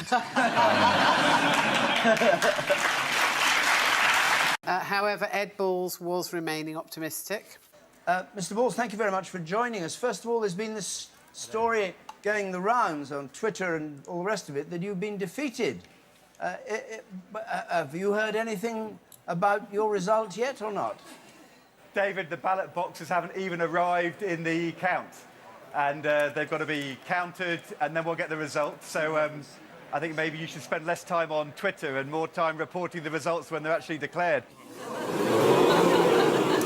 Let's just see how that's the Shadow Chancellor. So good of him to explain the whole process. They get the votes in and then they count them. Well, thank you, Ed. Thank you for your insight, you little expert. He's an economist. He's good with figures. Should we see how it panned out for him? Ed Balls, in the last few minutes, Shadow Chancellor, lost his seat to the Conservatives. Is that an R? No, I think this some is people the Shadow Chancellor. No, some people were genuinely surprised, I think. There were some people who didn't know. I'm sorry. I thought it was a wave of empathy. Is David Dimbleby going to call him and go, have they been counted now, Ed?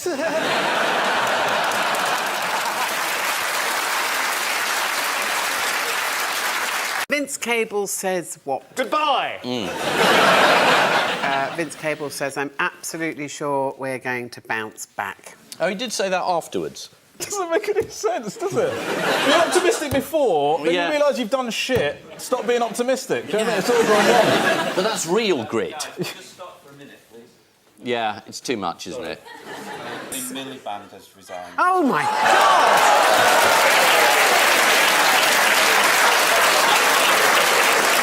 As unexpected as I am to take on the leadership of the Labour Party, and indeed the Liberal Democrats and UKIP as well, I'm going to merge them all together into one almighty union. Everything we said is completely irrelevant. So out of that 7, who's left? It's like the Magnificent Nicola Seven. Sturgeon. 3 women are left. Natalie Clyde Bennett. Cumberry. Has she not resigned yet? Leanne Wood. Oh, come on. So that's... A lot of pressure, isn't there? A lot of pressure. So They've who's got gone- one seat. they've Give it all back to gone Caroline all Lucas. the men have gone except Cameron. Only the women have staying power. You'll do anything for applause, won't you? I'll do anything for a woman.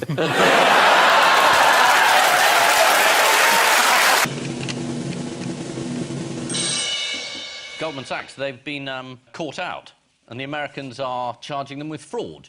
Goldman Sachs invented a bond to sell to people, which was based on subprime mortgages. So it was a pretty hopeless thing to sell to people. But they designed it to lose money, because one of their other clients was a big hedge fund manager who were betting on the bond to lose. So Goldman Sachs were selling this bond to you, saying this is terrific, and behind the back going to one of their clients, bet on this is complete rubbish.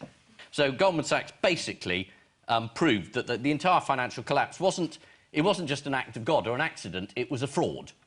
Can I just interrupt at this point? Yeah. Because I should make it plain, the law being as it is. Yes. Goldman calls the charges completely unfounded in law and fact. What does Sachs say? Yes. He completely agrees when you isn't do, it? you get caught, you get caught.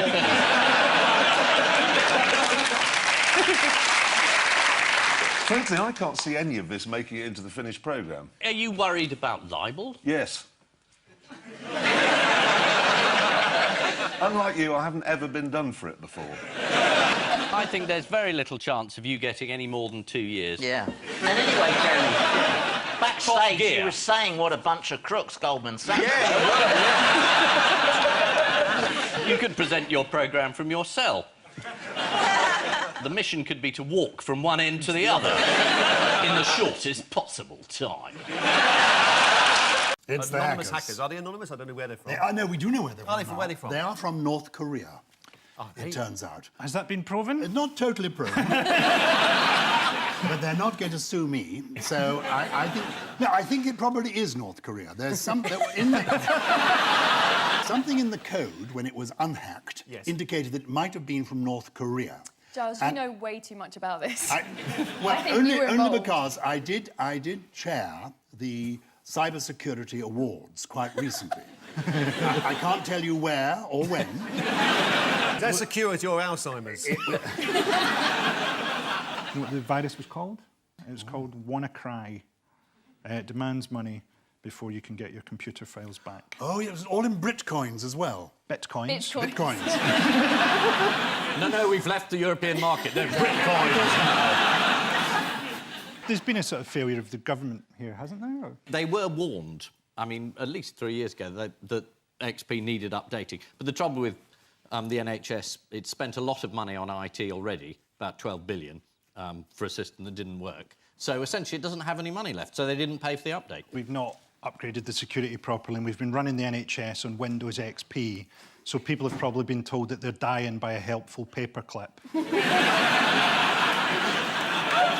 I like the idea that as a hacker, you would target for a ransom the NHS. Yeah. One of the few world organisations you know doesn't have any money.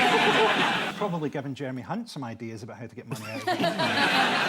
What must it be like being Jeremy Hunt at the moment? Imagine he goes into hospital. He'll be the first person to have a sprained wrist treated anally. Sorry, Mr. Hunt, this is going to involve a bit of a run-up. Luckily, our computers are down, so there's no record of what's about to happen to you. This bit of malware was actually stolen from the American National Security Association, you know, which is a misnomer. Well, I think President Trump gave it away. Does anyone know what the Russians have said about it? Exactly that. Well, they're claiming it's not them, because the Russian Interior Ministry was targeted. That was a decoy. You're so clever, Giles. These are just things I picked up at the cybersecurity conference. The Russians have said this completely doesn't concern Russia. Time now for the odd one out round. It's just one between you this week. A dog in Thailand. Scott Mann, MP, Judith Strang from Texas, and Damien Green. Yes. Now, Scott Mann, colleague of Johnny's, Yeah. and I believe there was an incident where Johnny actually saved his life from drowning. So I'm guessing that he is perhaps the odd one out in that the other three all float.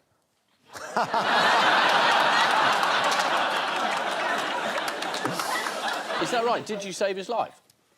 Yeah, I mean, it's just because I thought he had my wallet, actually. He got sacked from the Tory party, or did he resign? Damien Green's still an MP. He was Deputy Prime Minister and then had a slight... There was some porn found on a computer that he had access to, and the other three people featured in the film he was watching.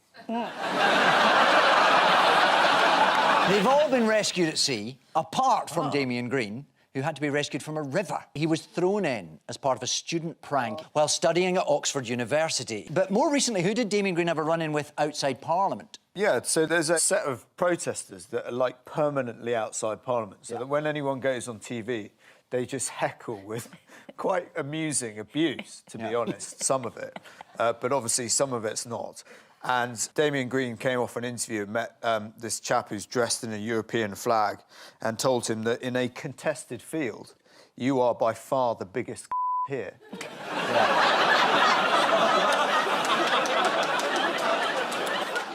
No. And he was right.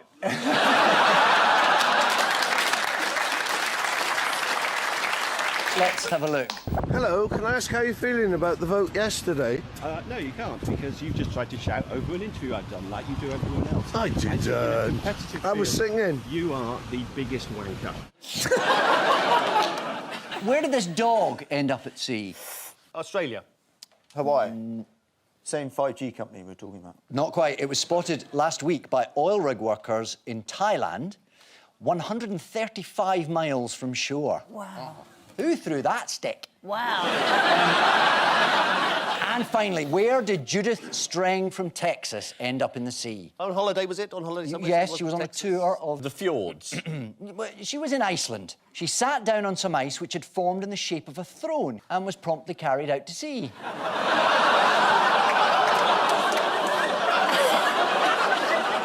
How hot is her arse? The iceberg incident happened a couple of weeks ago, after which the accident-prone granny completed her tour of Europe with a trip to Paris, where she lit a candle in Notre Dame. Now, that really is enough about the government's bad week. Oh, no, sorry. Andy Coulson. Where did he unexpectedly find himself this week? In the back of a cop car heading to Scotland. Because? Because they want to have a word.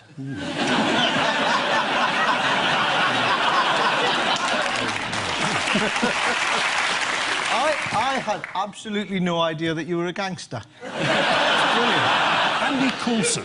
He's been arrested for perjury. Yes. During a trial where someone else was on trial for perjury. Yes.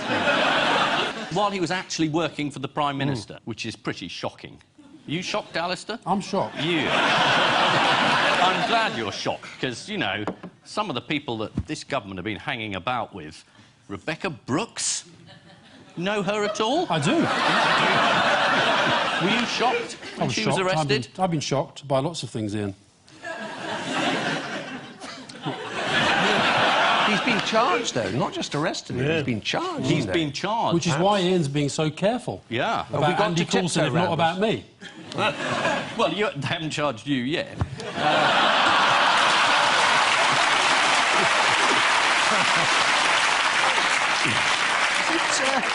Is it hot in here? In case anyone thinks I'm being gratuitous, I know that Alistair is going to be reasonable tonight, because he told Leveson, I am robust, but I'm not a bully. So no matter what anyone says, you're going to be really reasonable. Tonight? No. That's good, though, to remember. Like, if your kid gets caught, like, kicking a fat kid, just go, no, he's not a bully, just robust. He's robust.